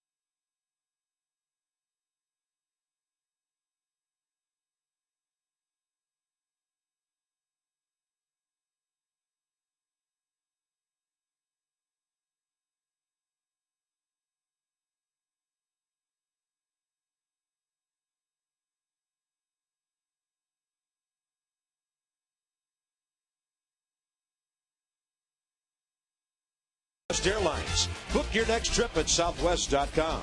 And by Corona and Corona Light. Kick back and relax with an ice cold Corona and lime. Relax responsibly. Nationals lead 2-1, the national pastime in the nation's capital.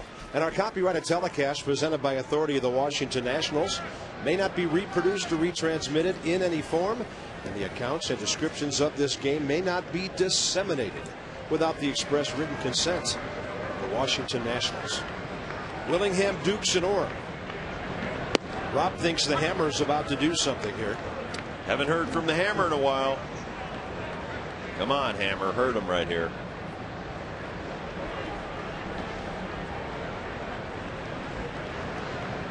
Josh 0 for 2 tonight, 8 for his last 50.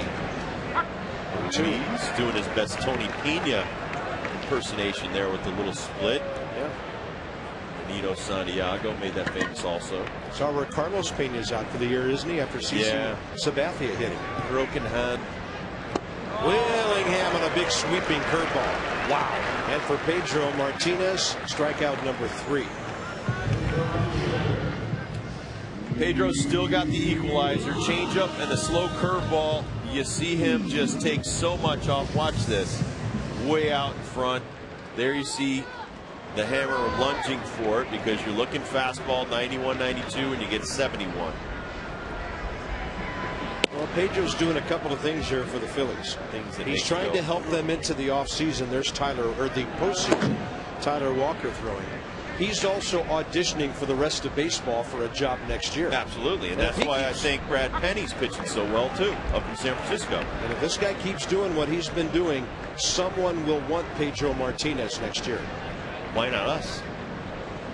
It's not going to be that expensive. Get him an incentive-laden contract. Why don't you put Strasburg in between Pedro and Levon? Listen to you. Hey, got those 99,000, and you get these two guys. They throw nothing but changeups. Dukes, and that's a fair ball to deep third. Feliz off the bag. Did Howard make the tag? He did. 2 outs. That's a long throw, and the big man at first played it well. Well, Pedro Feliz has an outstanding arm, always has, been a great glove man. One of the reasons they won the World Championship last year, that man at third base. And the man at first base has really improved his defense. Always dangerous when that throw tails into the runner. Now check the Exmo out. That was very nice. And here's Pete Orr, 0 for 2. Here we go. Exmo time. See him set with the right foot. Knows he doesn't have time. Dukes is an excellent runner. Just a perfect arm. Just offline though, and threw it early enough to give Ryan Howard an extra second to catch the ball and make the tag. Well, somebody figured out a long time ago it's really good to have somebody big at first base. Good target. I would think that other than maybe Derek Lee, these two first basemen are two of the biggest in baseball. Ryan Howard and Adam Dunn.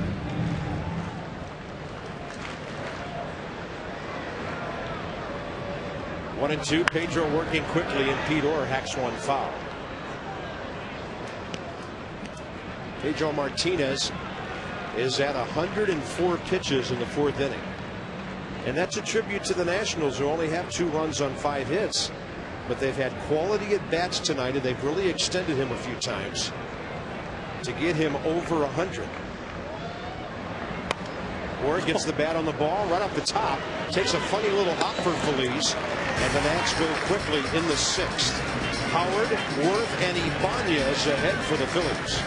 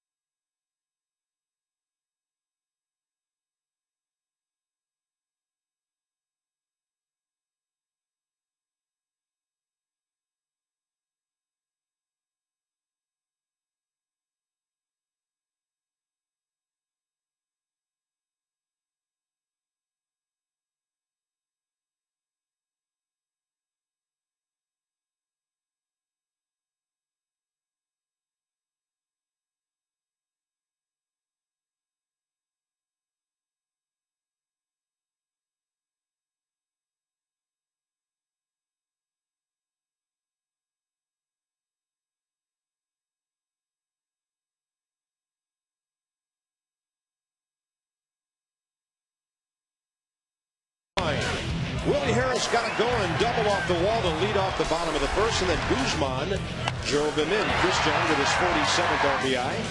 Elijah Dukes was set up a 1-run frame in the 4th, and an infield hit by Willie Davis. It was a big fly for Raul Ibanez, leading off the 5th, his 29th. Both pitchers doing quite well. Lemon and Martinez, 2-1, and AT&T, the nation's fastest 3G network, your world delivered. Hello, guys. Hope you're enjoying this one. Pitchers duel. Ryan Howard, big at bat right here, leading off in a 1-run game. Big breaking ball from John Lennon. His 75th pitch of the night, a beauty.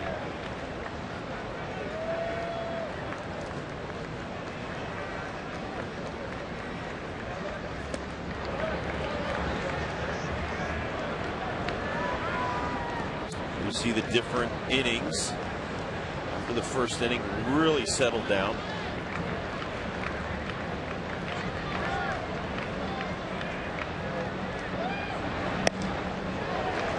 Three up, three down in the second, three up, three down in the third, three up, three down in the fourth. Gave up the home run to Ibanez, then three up, three down, and then the sixth, three up, three down. Very economical and attacking the zone. 13 ground ball outs. Zimmerman, yes! Did he throw on target? Yes! Playing in a shortstop position, and Ryan Zimmerman's getting it done everywhere tonight. We got two of the best third basemen in action tonight, and there you see on the shift here, Ryan Howard, not fleet of foot, off his knees, throws him out. But this is a great and accurate throw. But look at how comfortable he is. Just comes up. Thank you, Ryan, say the Lennons.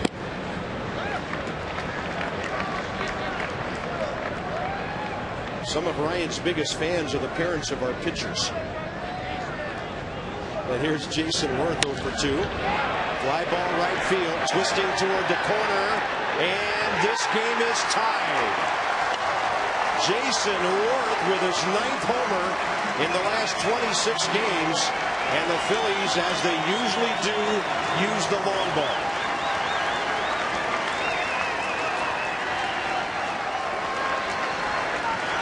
Well, so far tonight, 2 mistake pitches.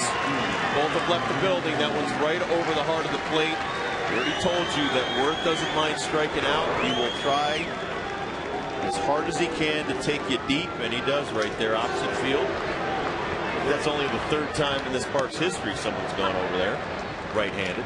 That's right. First visiting player to hit a home run from the right side of the plate into that bullpen. Here's Ibanez is swinging a foul straight back. He's big and he's strong and he's very talented.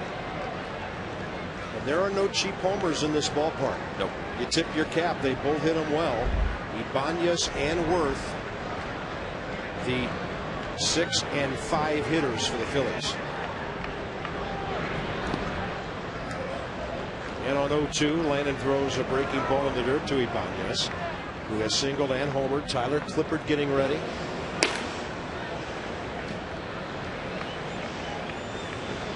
Rob, you always say, make them beat you away. Oh, absolutely. If they do, you tip your cap. You know what? And John's made 2 mistakes tonight. And now Ibanez jacks one, and it is into the bullpen. 3. The Nationals have not been able to get Raul Ibanez out all year. And here come the Phillies in town in a slump, and the Nats still can't get him out. 3 solos by the Phillies tonight. Well, both of the pitches that lead by Ibanez are on the inner half, and Ibanez just steps into the bucket, pulls the ball. So if you leave it on the inner half, you better get it in deep. And both times Ibanez didn't do the job, and Ibanez hurt him. Raul Ibanez hits 30 homers for the 2nd time in his career.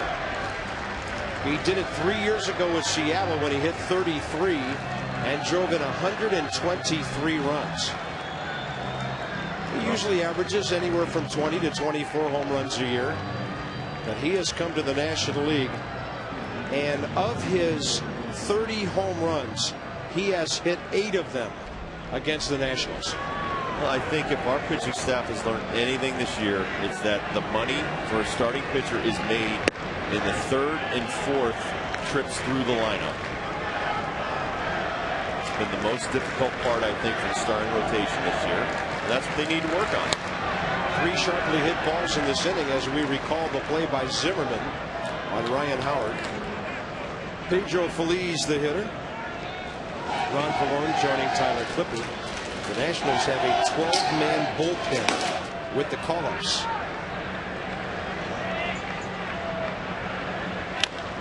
And a bouncer to Zimmerman from behind the bag. Perfect. 2 outs.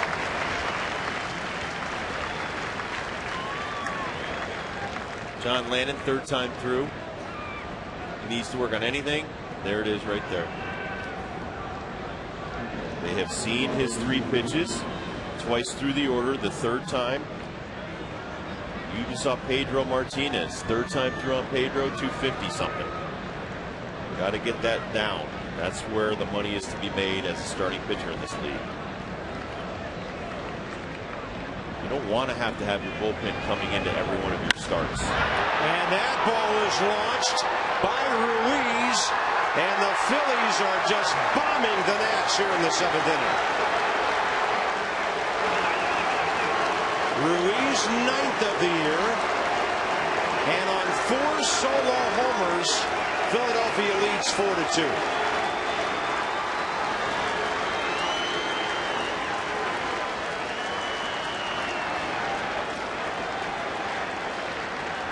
Well, once again, it's up in the zone. Man, most good hitters in the major leagues, 3rd and 4th at bats, they will hammer you because they've seen what you feature.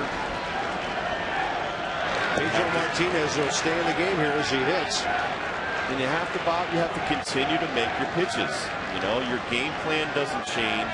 You still want to work guys in, work the ball down, get ground balls. When he's gotten the ball up in the zone, 4 of them have left the building.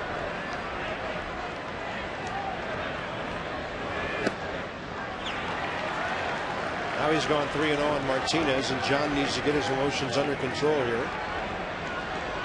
He is 0-5 career with nearly a 6 ERA against Philadelphia. And Martinez is on a 4-pitch walk. And it might be time for Jim Riggleman to go get him. He didn't want to because Lannon's due to bat second in the bottom of this inning. He has pitched Jimmy Rollins well tonight. That'll be it. But here comes the manager, and he'll make a double switch. The end comes quickly for John Lannon after 6 very good innings.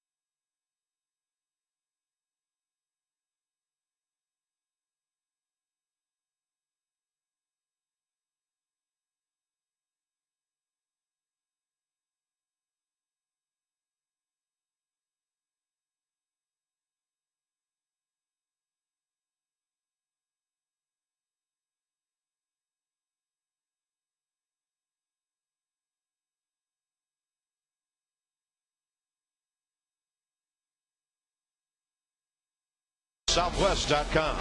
And by McDonald's. Feeling thirsty? Try a refreshing 32-ounce Mickey D's sweet tea. I'm loving it at participating McDonald's.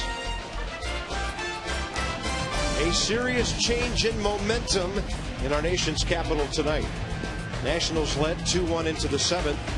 Not quite to the stretch, and it's 4-2 Phillies on 3 solo home runs. Alberto Gonzalez on the double switch, bats 9th, plays second base. And then batting 7th and pitching Tyler Clippard in his 29th appearance. Better than a 2-to-1 strikeout to walk ratio. Clippard will often go to long counts, and a disconsolate John Lennon. 92 pitches, 63 strikes. He only gave up 6 hits. 4 of them flew the fences.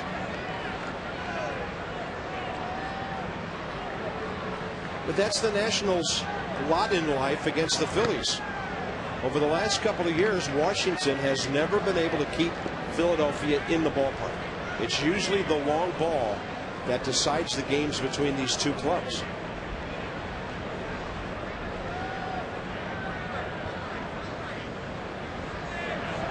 Jimmy Rollins batting left-handed for the first time tonight. And from that side of the plate, he's at 248.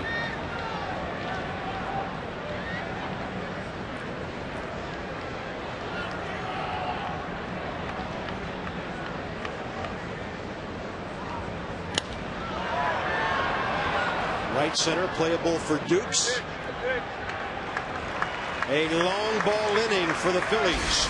Worth, Ibanez, and Ruiz, 4-2 Phils.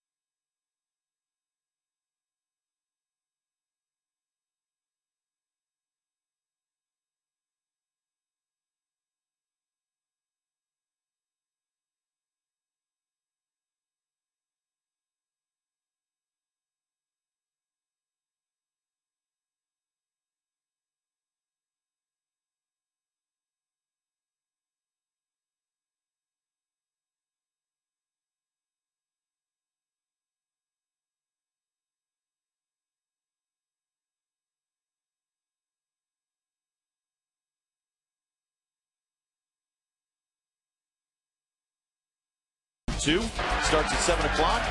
Starter for the Philadelphia Phillies, Cliff Lee, traded over from the Indians, won his first 5 ball games and has been beat up the last couple. 8 innings pitched, 12 earned runs in his last 2 starts. Garrett Mock 3-7 with a 5.6. Ernie has lost his last 2 starts. 9 innings pitched, 8 earned runs. Coverage begins at 6:30 with Nats Extra, hosted by Byron Kerr and Ray Knight. Both men trying to get back on the winning track, Bob, after the last couple of starts. Garrett Mock coming off a rough outing against the Marlins. Interesting situation here as Pedro Martinez stays in the game. Rob and I chatting about it during the break. The Nats double switch with Alberto Gonzalez rather than Mike Morse, who has a much livelier bat and had a couple of RBIs in a pinch hitting situation, a couple of key RBIs on Sunday. Rob, I guess we have to ask, at what point do the Nationals have to say they've seen enough of Alberto Gonzalez, who is struggling mightily at the plate, hitting 183 since the All-Star break, and maybe give a shot to one of these other guys who have lively bats? I couldn't agree with you more. I think we've seen enough of Alberto Gonzalez. We know he can play some defense at short and second, but he has not been able to hit in the second half of the season. Mike Morse, you got him over here in a trade. This is a perfect time. Get him at least 1 at bat in this ball game. Get him some time at second base. Start throwing him around the infield. Let him play. Why is Mike Morse here if you're not going to let him play? We know what Alberto Gonzalez can do.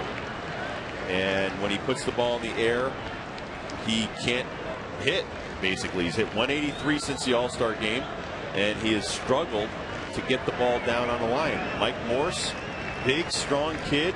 I watch him in batting practice. He can hit. Let him get a few reps, see what he can do. Hasn't started a game yet.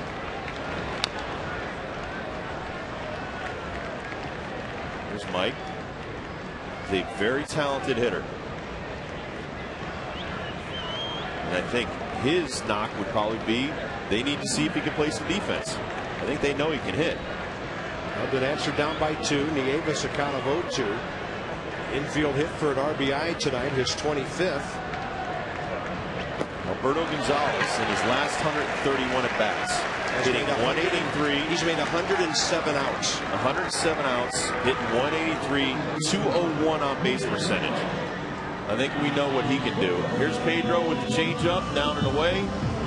Will Nieves way out in front of it. Said before, the third time through the order for Pedro, even as old and as beat up as he may seem, in the 250s.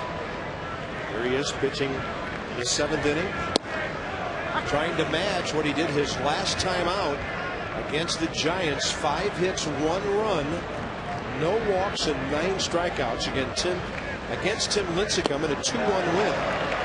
Gonzalez trying to hit that ball out of the park, and it's 0-2.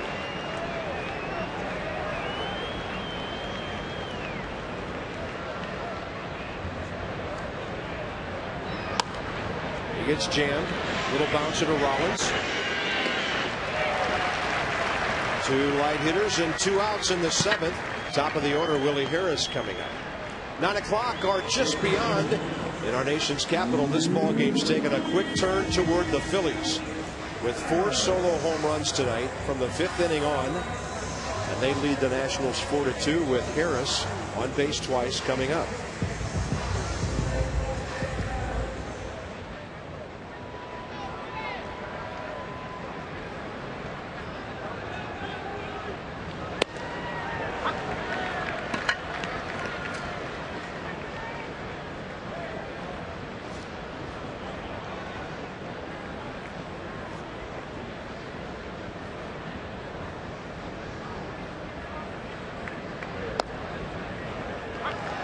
Pedro starting to paint here.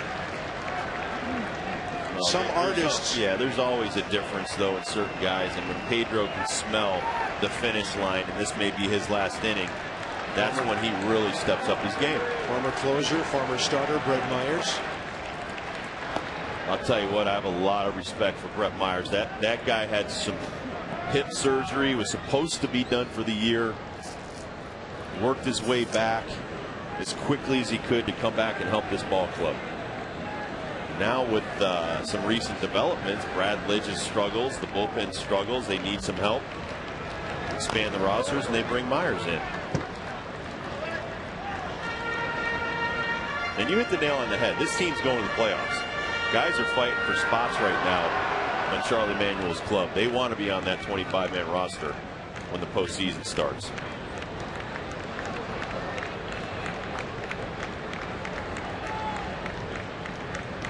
1-2 to Willie Harris.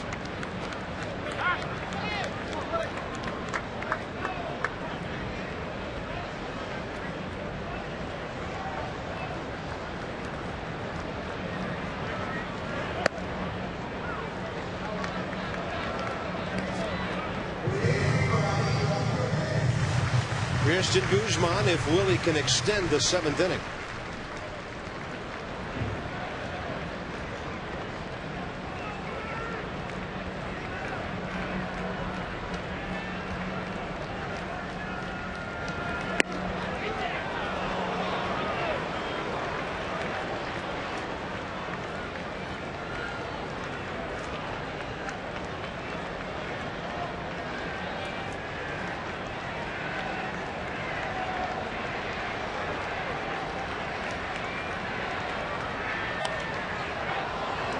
There was a time 3, 4, even 5 years ago, Pedro got to 105 pitches. He was done.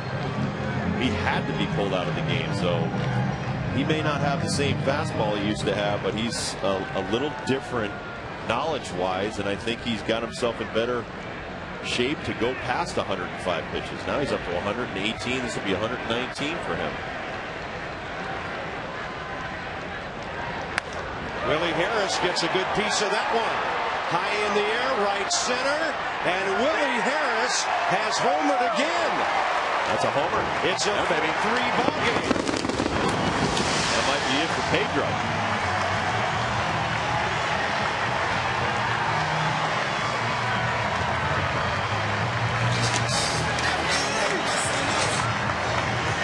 Guzman coming in, and Charlie Manuel going out to get his pitcher.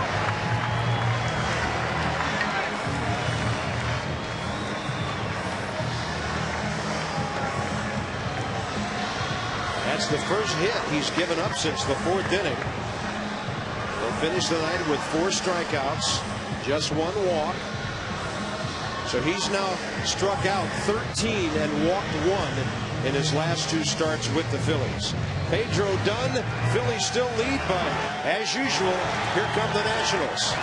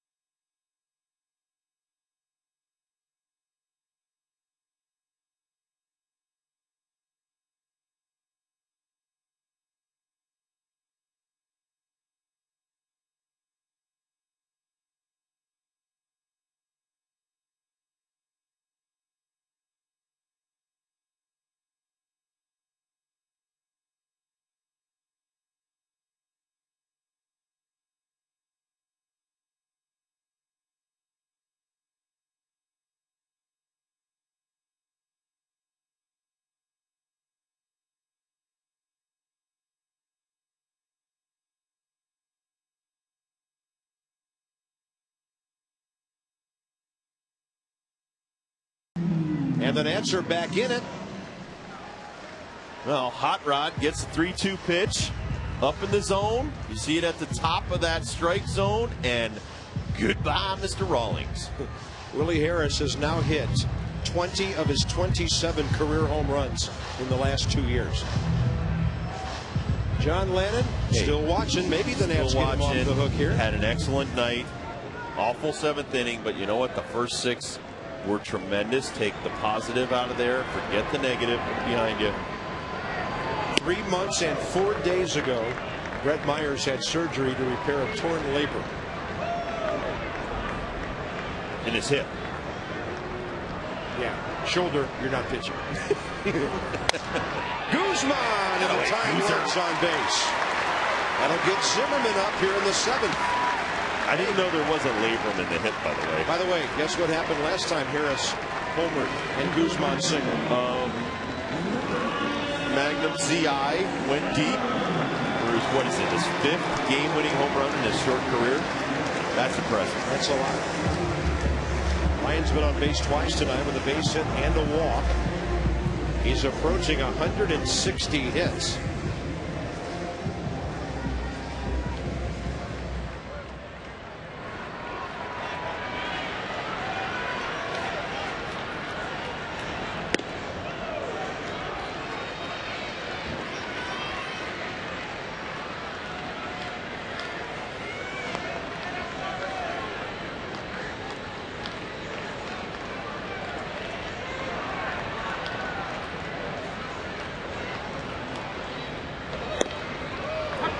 Drops one in there, 1-1.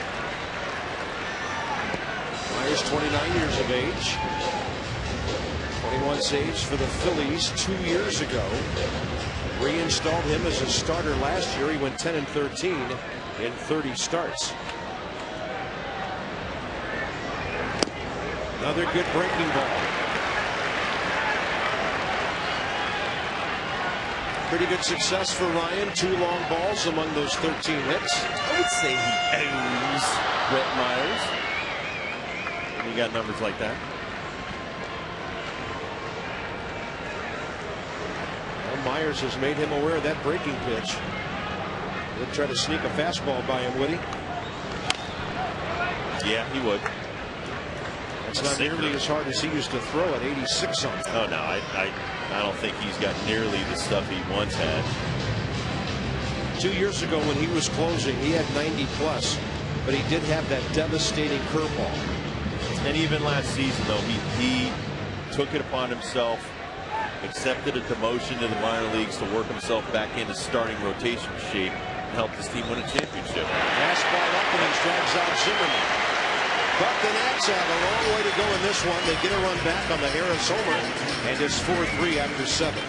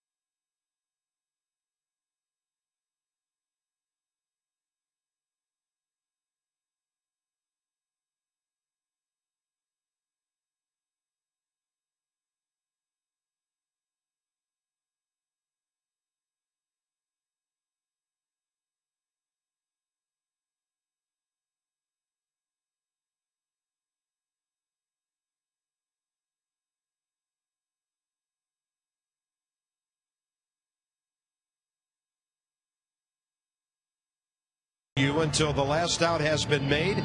That appears to be the case again tonight as Willie Harris blasts a run back. So a 4-3 ball game with a ways to go, and the Nats not in that bad of a position. No, and this is a wonderful ball club. Great character. No matter how many runs they get down, they always come fighting back. Right there was a good momentum change too. Went to that side of the field for a little bit. You get it back with Willie Harris's home run. Now it's up to the bullpen to hold it right there. Give the Nationals a chance to win. And a lot of fun to watch these guys. You don't want to always be down chasing the other team, but even when they do, they come back and they try to win. Shane Victorino gets jammed, and Gonzalez goes out to get it.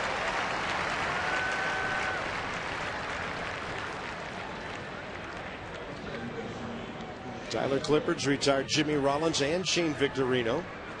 Now it's time for Chase Utley with Ryan Howard after that.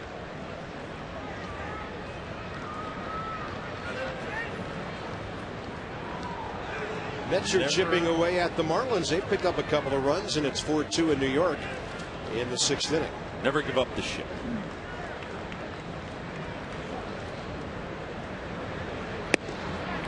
Flipper with a fastball in there. Utley 0 for 2 with a walk and a stolen base.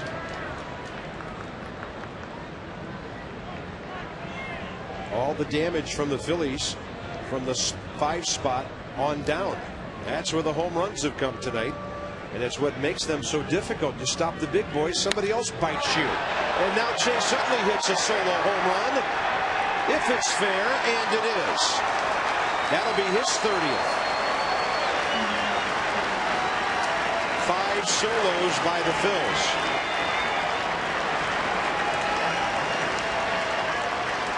They're making this fair ballpark look small.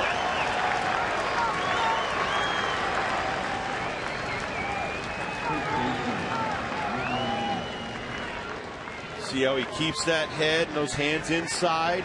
He's able to just take a short swing on the ball, short, compact, and powerful. I mean, and that ball is crushed. Chase Utley hit 33 last year, 22 the year before that, 32 in 06. So these are familiar waters for him. And the Phillies have hit 196 home runs this year with their 5 tonight. Far and away number 1 in the league, and Ibanez, who's on deck, is hit 2. Ryan Howard coming up, and Jim Riggleman's going to get the ball from Tyler Clippard. 5-3 Phillies.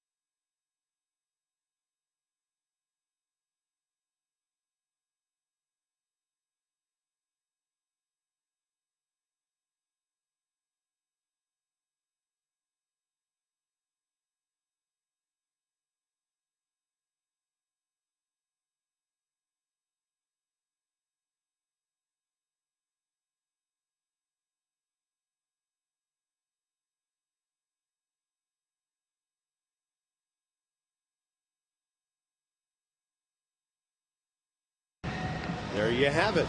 The Dodgers are coming to Natstown on the next homestand. We're giving you the chance to watch in style.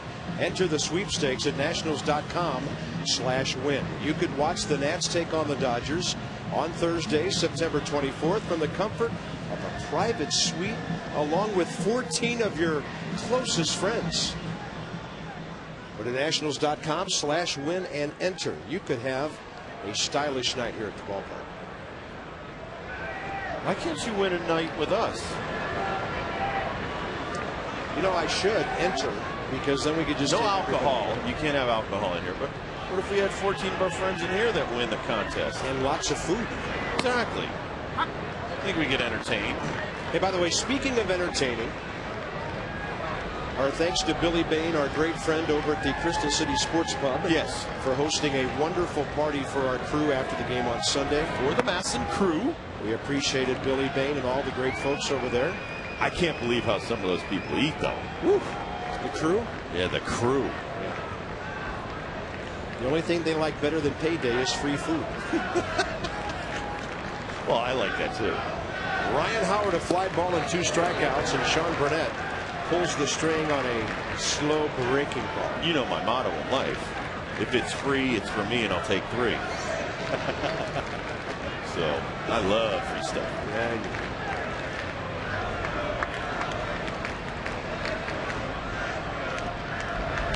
and a fastball bounced to Guzman, playing on the second base side.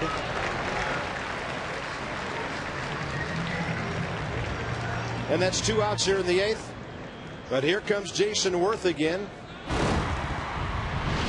Well, this is the 7th inning for John Landon. Now watch on the pitch track where these pitches are. They're all above the line, and that's not where you want to be. You want to be below that line. So all of those balls are left up in the hitting zone, up in the strike zone. Really, he made 4 mistakes. 3 came in one inning, and that's the toughest part about pitching at this level. It's also one of the reasons why the Phillies are the reigning world champs. Well, they can jump up and get you with their bats at any moment, even when they come to town averaging under 3 runs a game over the last couple of weeks. There's always the home run capability if you make mistakes. They've hit 196 home runs now. We consider the Nationals a pretty good home run hitting club. They've hit 132. That's 60 some more. We'll be right back here with you tomorrow night on Masson 2 for Garrett Mott and Cliff Lee. Levon takes on Joe Blanton on Wednesday night. Then we're off to Florida for 3. We'll join in progress at 7:05 on Masson HD Saturday night. Go to MassonSports.com for live blogs and game reports between 6:05 and 7:05, and then Rob and I will join you live. That's because the Fox MLB television window does not allow regional telecasts between 1 p.m. and 7:05. Well, and the top 4 best scoring runs in major leagues are in the American League. And you talk about home runs, the Yankees lead the major leagues in home runs with 216. So to have 191 versus the Yankees, who have paid hundreds of millions of dollars for their players, it shows you how talented the Phillies are. Yeah. Look at the runs scored. The Yankees have scored 802 runs. Angels have scored with a team batting average close to 290. 761. They don't have the home run potential, 150, but 720 by the Red Sox and 703 by the Rays. Man. 3 of the best scoring teams are in the American League East. And Texas hit 3 home runs tonight in the first game of their doubleheader. At Cleveland, they have 204. Just crazy numbers. Yep. But look at the batting average for the Angels and the Yankees. 287 for the Los Angeles Angels. Fastball inside 2-0. I was reading a thing in Sports Illustrated. They had at one point every starter in the lineup for a game this year was hitting over 300. That was the first time since 1930 any major league team had every guy in the starting lineup hitting over 300. Big swing on 2-0 to Jason Worth.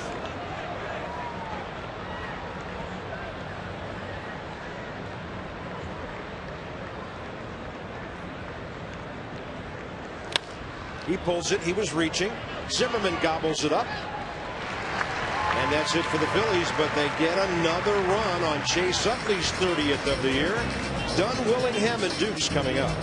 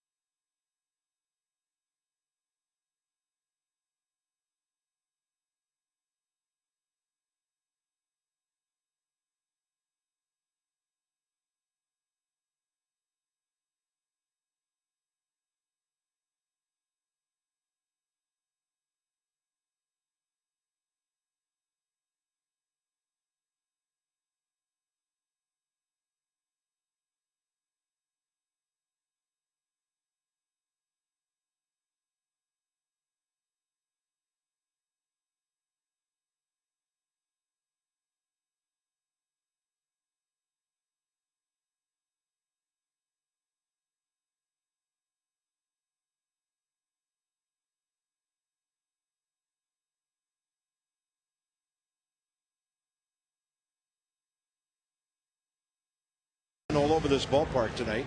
Here's our game summary. Willie Harris has been on base 3 times, double homer. Raul Ibanez continues to wear out the Nats. 8 of his 30 homers against our ball club, and John Lennon had it going until the long ball showed up 3 times in the 7th inning. Brett Myers still pitching, Adam Dunn hitting. Bottom of the 8th. He's in the game, Myers, because the next 2 hitters are right-handed. This might be a matchup much more conducive for Adam Dunn than Pedro Martinez was. Well, and the Phillies bullpen has taken a lot of heat lately for blowing some leads and blowing some games. They still are only 14th, or are 14th in the major leagues as a bullpen. Brad Lidge has 10 blown saves this year with a 3.8 earned run average. And our bullpen is still last with a 5.13 earned run average. Ryan Madson has 4 saves this year, but Charlie Manuel said today Brad Lidge is still our closer. But Madson's been a very good setup man for him. Oh, well, when he was doing the closing when Lidge was out, he didn't do a very good job. Madson blew some saves. So it's, you know, the Phillies have 77 wins. If they would have converted 3/4 of their save opportunities this year, they'd be right up there, probably ahead of St. Louis and the Dodgers, who each have 82 wins. 3-2 to Adam Dunn. And he rolls one over. Ryan Howard drops it. And that'll be his 11th error of the year. The Nats get a big break. And we'll see if Jim Riggleman thinks about running for Adam Dunn here. Well, right here, I'm sure that he was in between turning the glove around and catching it like that. I'm sure next time he'll want to turn the glove around and spin it underneath and try to catch it. And it just came out. No pinch runner yet. If this was a 1-run game, I'm sure Jim would do it. Here's Willingham, who takes a fastball inside. Josh 0 for 3 tonight, 2 fly balls, a strikeout. Struggling at 8 for his last 51. But he's capable of tying the game at any moment. Yes, he is. Hammer's always dangerous. Oh, that was a hanging breaker. Down to third. And Willingham beats the relay. On a play like that with a pinch runner, it might have been a lot closer at second base. 1 on, 1 out. Utley's still looking over at first after Haas came running in. Adam Dunn running in on you. You got to get rid of the ball quick. Watch Utley sidestep the big man right here. Oh, I'm getting out of the way. Makes a great feed to first. Late first slide. Beat it out though. Oh, that's why he stood there for so long afterward, looking at how late Adam's slide was and where the marks are around second base. Elijah Dukes saw first pitch 90-mile-an-hour fastball. There are the marks at second base. You see right here where the big man took some dirt, almost took a smaller sized second baseman with him. Maybe the new T-shirt we'll see in the clubhouse is "Done Excavating, Houston, Texas." Oof. Everybody else is wearing his T-shirt in there. Everybody else is using his bats too. Talk about contributing to this team. 0-2 now to Dukes, who's 1 for 3 with a base hit and a steal. Elijah has been hot. Slider up and away. Wow, everything he has been throwing those been up. If Elijah can get extended here and get one up, he could tie the ball game. Pitcher spot is next. Josh Bard waiting. He's the only left-handed bat the Nats have. Their bench is really tilted to the right side. That's why the call-up of Pete Orr was so important 2 weeks ago. The Nationals are very, very short on left-handed bats. So when they face right-handed closers late in ball games here in September, Jim Riggleman will have a lot of hitters, but they're all right-handed. There's Pete Orr. 1-2 to Dukes. He drives it right center, and that'll be caught and run down by Shane Victorino. Flying Hawaiians out there. Second out of the inning, and it'll be up to Bard with 2 outs.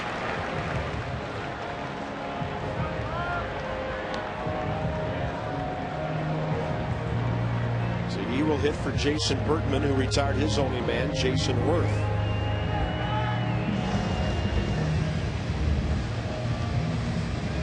Phillies remain the best defensive team. They are now tied, though, with the Pittsburgh Pirates. Actually, they have more errors than the Pirates. Yeah, the now. Pirates haven't made any errors in the first 7 innings of their game against the Cubs. Still impressive, though. 62 errors on the season and 136 games played, or almost 136 games played.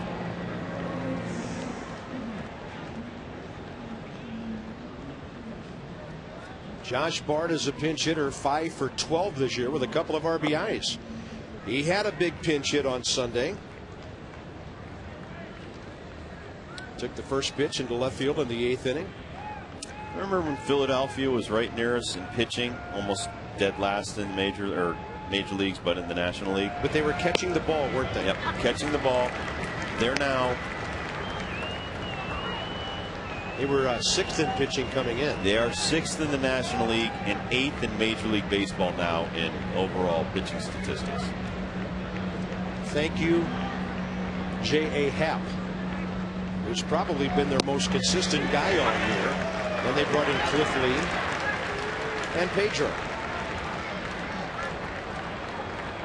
1-2 to Josh Bard. This is a high strike right here. He's been up with everything. It comes up, goes down.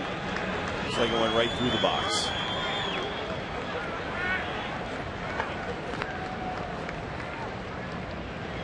Josh Bard will muscle up occasionally and hit a homer.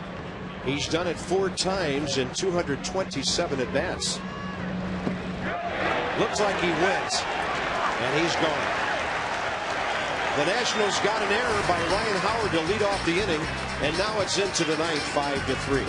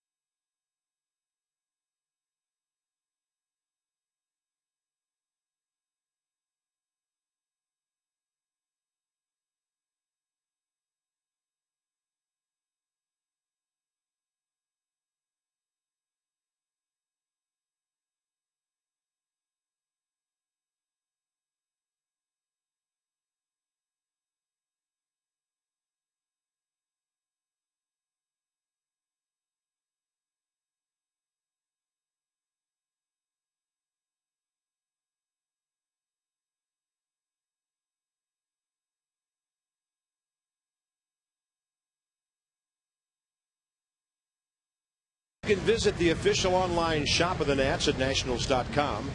The largest selection online. Browse through the authentic team gear, including official caps, t-shirts, jerseys, collectibles, and more. And get your gear straight from the source. Shop the nationals.com shop. And if you're at the ballpark, there might be a scorebook in there too. Bob Carpenter scorebooks. Cha-ching. Thought they were sold out. We had a few left. For those of you who want to score some playoff games. Ron Vallone, the Nationals' 5th pitcher of the night. The bullpen has pitched an inning and a third, giving up 1 run. And they're not booing, they are Raúling the Philly fans here, because Ibanez is 3 for 3. And he's coming in to face Ron Vallone, who I would suggest keep the ball away from this guy. We got a base hit up the middle in the second, and he has pulled 2 home runs out of here. That's what Ron does. He gets a strike.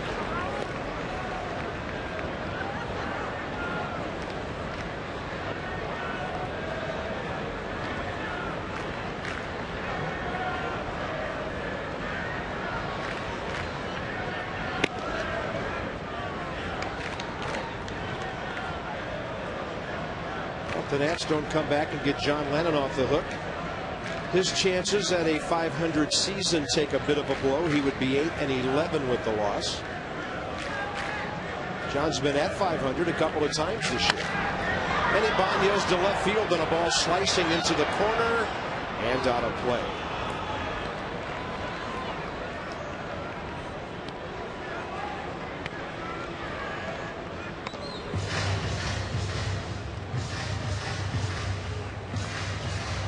Texas 6 runs in that second game at Cleveland. 6-0 in the fourth. They're about to win a doubleheader tonight.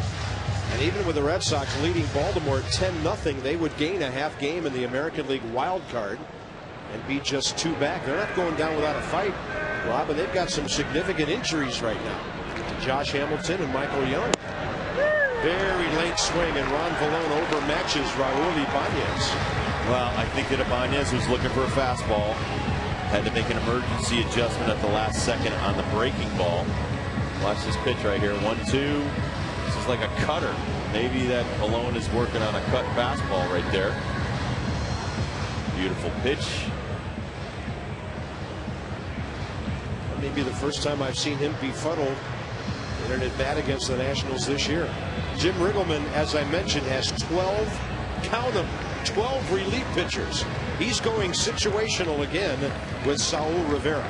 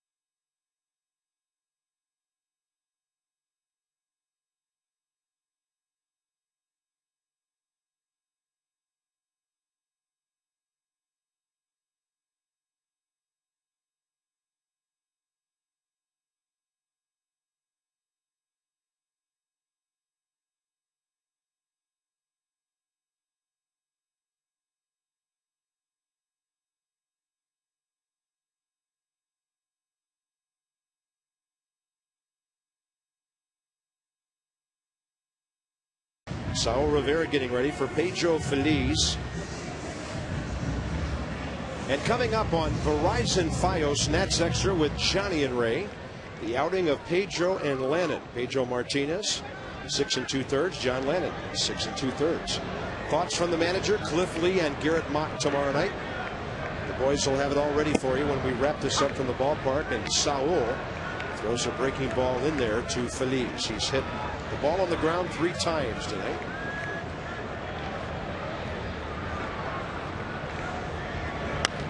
On a pitch up, it's a pop-up left side. Right there, Will Nieves, 2 outs.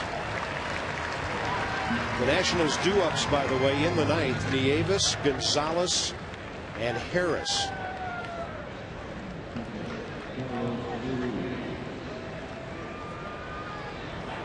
Nats have a whole dugout full of hitters, but they're all right-handed, and Brad Lidge will be ready.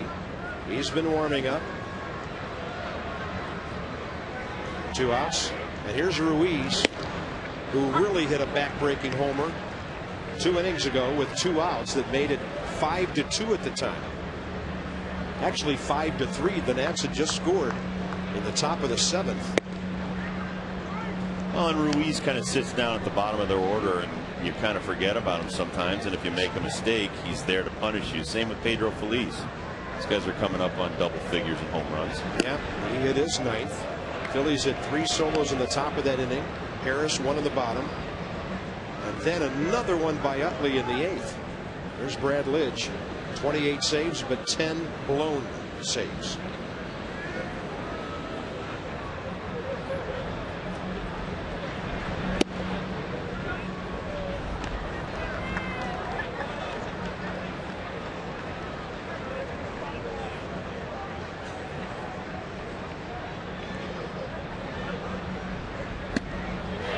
Rivera, a 2-out walk, and that'll bring a dangerous left-handed bat in there in veteran Matt Stairs.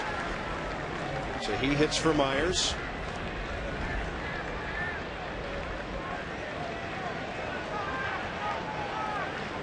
So it takes until the 9th inning for Charlie Manuel to use one of his extra men. Garrett Mock and Cliff Lee tomorrow night. Lee, since coming over to the Phillies, 5-2. With a 2.81 ERA in 7 starts, and 2 of those complete games. He was only 7-9 with Cleveland.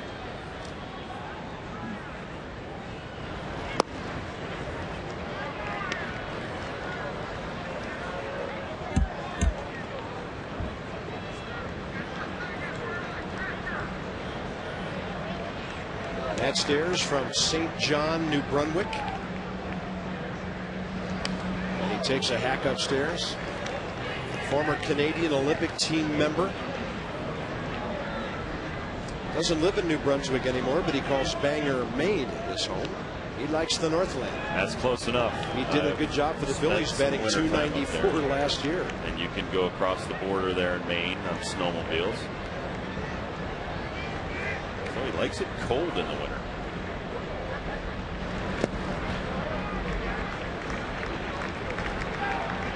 This guy's been around since '92. He was with the Expos. I faced him before I retired. That's how long he's been around. Wow. I had no idea he was that old. He's that old. Man, there's few players left from my era. Well, he's only 40. But it's his 16th year. And he hits one high in the air to center. No money out there. For Willie Harris. Down to the bottom of the 9th. Nieves, Gonzalez, and Harris, the do-ups in a 2-run game.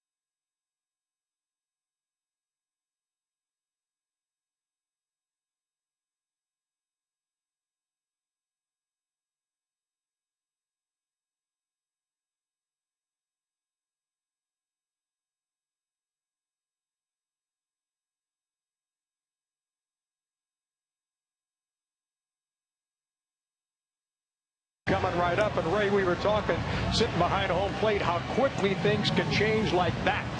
He was cruising, John. Just 3 hits, 12 ground ball outs. Seemed like everything he threw was to the right spot. The breaking ball was outstanding. The changeup, the fastball. Got up to 91 tonight, and we were talking about it being his best outing. We'd seen his sharpest, and all of a sudden, breaking ball hanging, fastball up, another breaking ball hanging, and gosh, just looked like a different pitcher. But it's all about making those pitches in good spots, isn't it? It's not over yet. It's not over. It's the bottom of the ninth, and if Bob and Rob can get this baby tied up, or we take the lead and win this thing in the bottom of the ninth, it's all worth it. Back upstairs. We'll see you in a couple of minutes. Thank you, Johnny. Thank you, Ray. John Lennon finished with 15 ground ball outs tonight. But the fly balls were the killers. And here's Brad Lidge having all kinds of problems closing out games. Rob, what have they been able to finger as a reason for his big-time struggles? Well, remember about 3-4 months ago, the last time we faced this club, he had some knee issues, and he would eventually go down on the DL for a little bit, come back, say he was 100%, but he has not been able to consistently throw strikes, keep the breaking ball out of the hitting zone, and when you fall behind, whether or not you can throw in the low to mid 90s or have an out pitch like his slider like it was last year, when those things aren't working for you, it's a battle. Sometimes you even make a great pitch, but because you're behind and that guy's in a swinging count, jam shots and good pitches find holes. Will Nieves 1 for 3 with an RBI infield hit. Alberto Gonzalez and then Willie Harris. And that's really don't have much choice on whether or not to hit for Will Nieves. They've already used Josh Bard. Jesus Flores cannot catch. I just can't see putting Alberto Gonzalez up there against Brad Lidge. I don't know what they're looking for or what they need to see from him, but continues to get opportunities. And then Nieves drops a base hit into center field.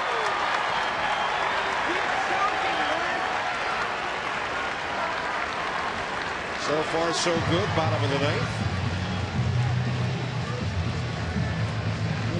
Right there, as we said before, it's a good pitcher's pitch. Jams him, but he still finds a way to put it out there. I used to always say when I played, I'd rather be lucky than good sometimes. That slider had Gonzalez leaning back.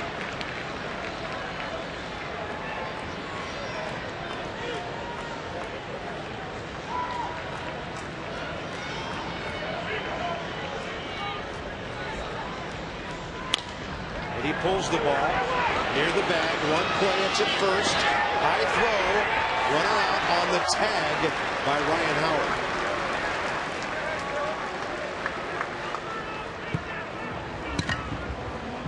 Guzman will bat in this inning, barring a line drive double play. Nice play by Feliz, and then he slides awkwardly at first base to avoid the tag, and he almost hurts himself.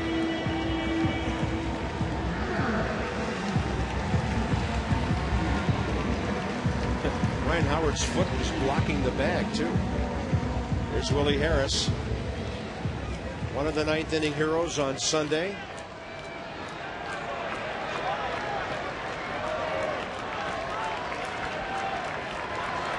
Willie's had a good night, a double, a homer, hit by a pitch.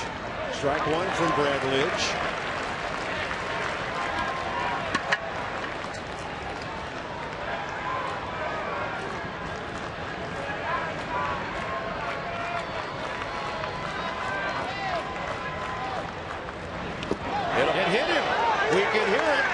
He's on base, and that's the tying run.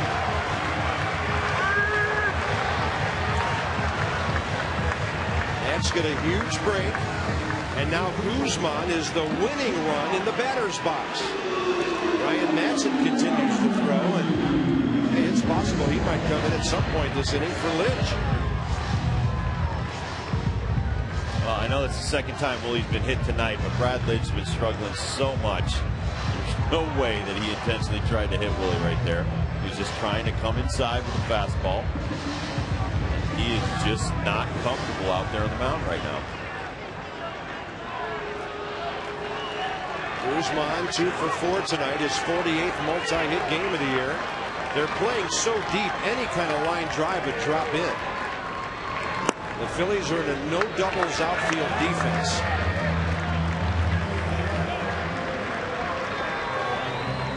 And in center field and left field, they're probably playing 10 feet deeper for Guzman than they usually would.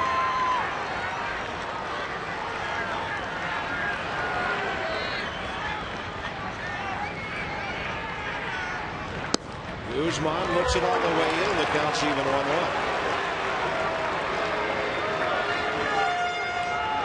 Last pitch looks a little low and out. 1-0 pitch may have given him a little bit of a gift.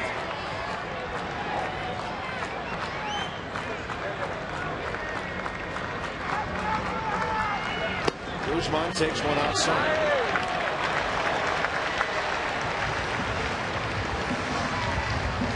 Guess who's on deck?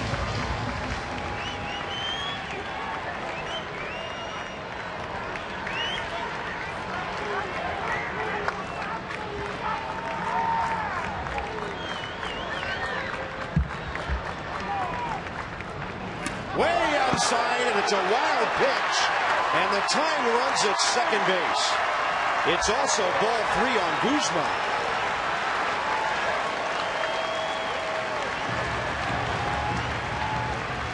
So Lidge has hit a batter. He's thrown a wild pitch, and he's gone 3-1 with Zimmerman on deck.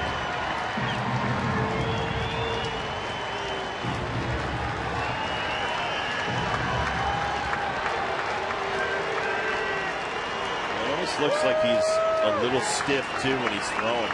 The pitch that hit Willie, that last pitch, looks free and easy. That's a breaking ball that was foul tipped. That pitch looked a little bit better on the slider. Seems to be he's got an issue with the fastball. And usually when your arm's tired or sore, fastball is your best pitch. The sliders that usually hurt your shoulder, but maybe that's the pitch that's bothering him. And a huge pitch coming on 3-2 with 1 out.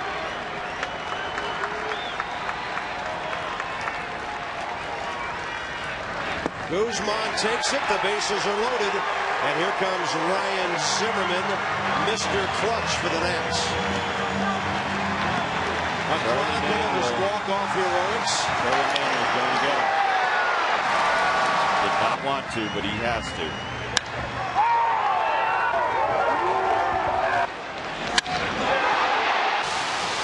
First game ever at Nationals Park last year, and then of course Sunday afternoon. And I think what we're seeing on the mound here is the respect the rest of the Phillies have for Brad Lidge. He's out of the ball game, but they're gathering around. It'll be Zimmerman and Madsen coming up.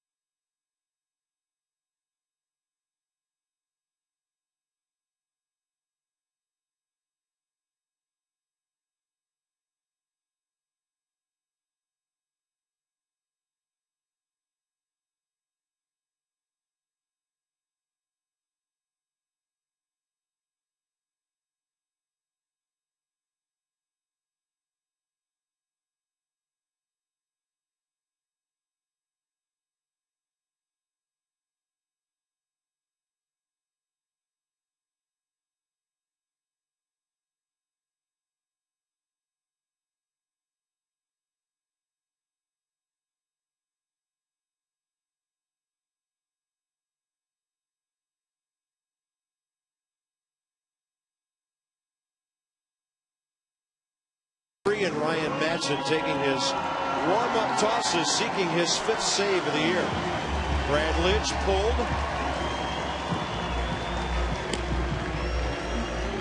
Busy reliever, 68 games, but as Rob mentioned earlier, when he had a chance to be the closer on a steady basis, he had struggles of his own.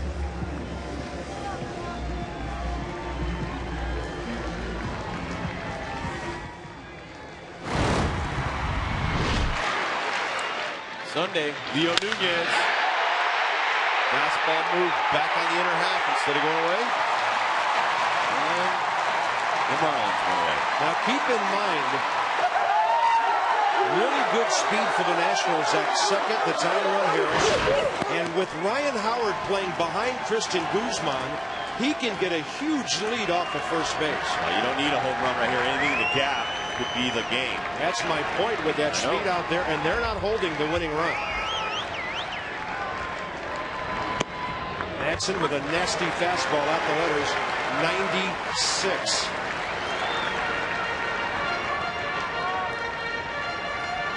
Ryan's first 2 homers of the year a couple of years ago were grand slams.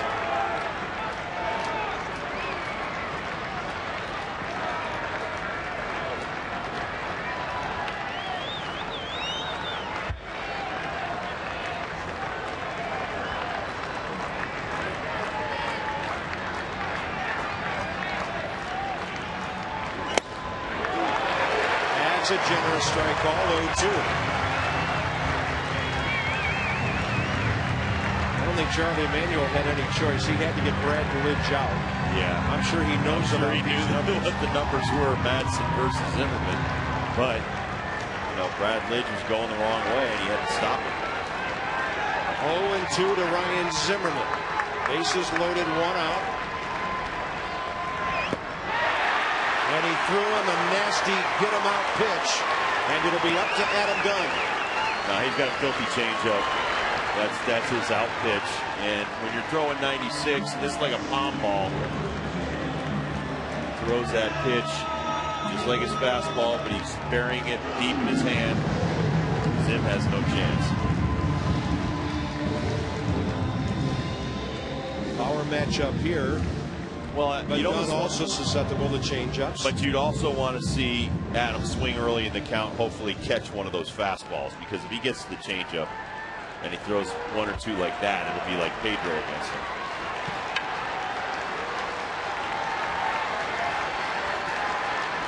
Crowd of 17,153. A lot of folks on their feet, and Ruiz a visit to Madsen.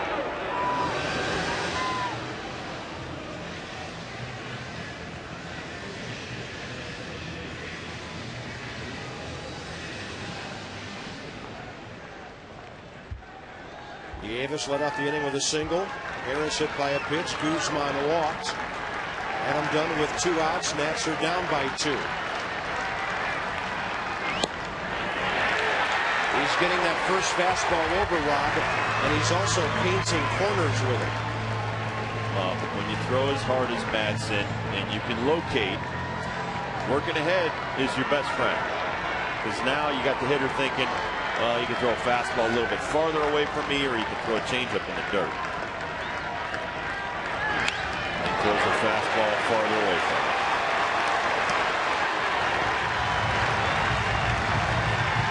I'm glad Adam went after the second fastball he saw. So now he may not see another fastball.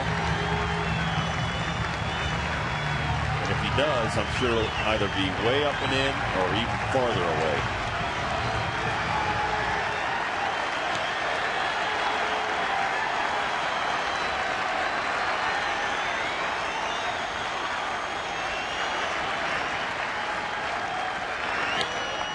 And Dunn hits it to Jimmy Rollins. The game is over.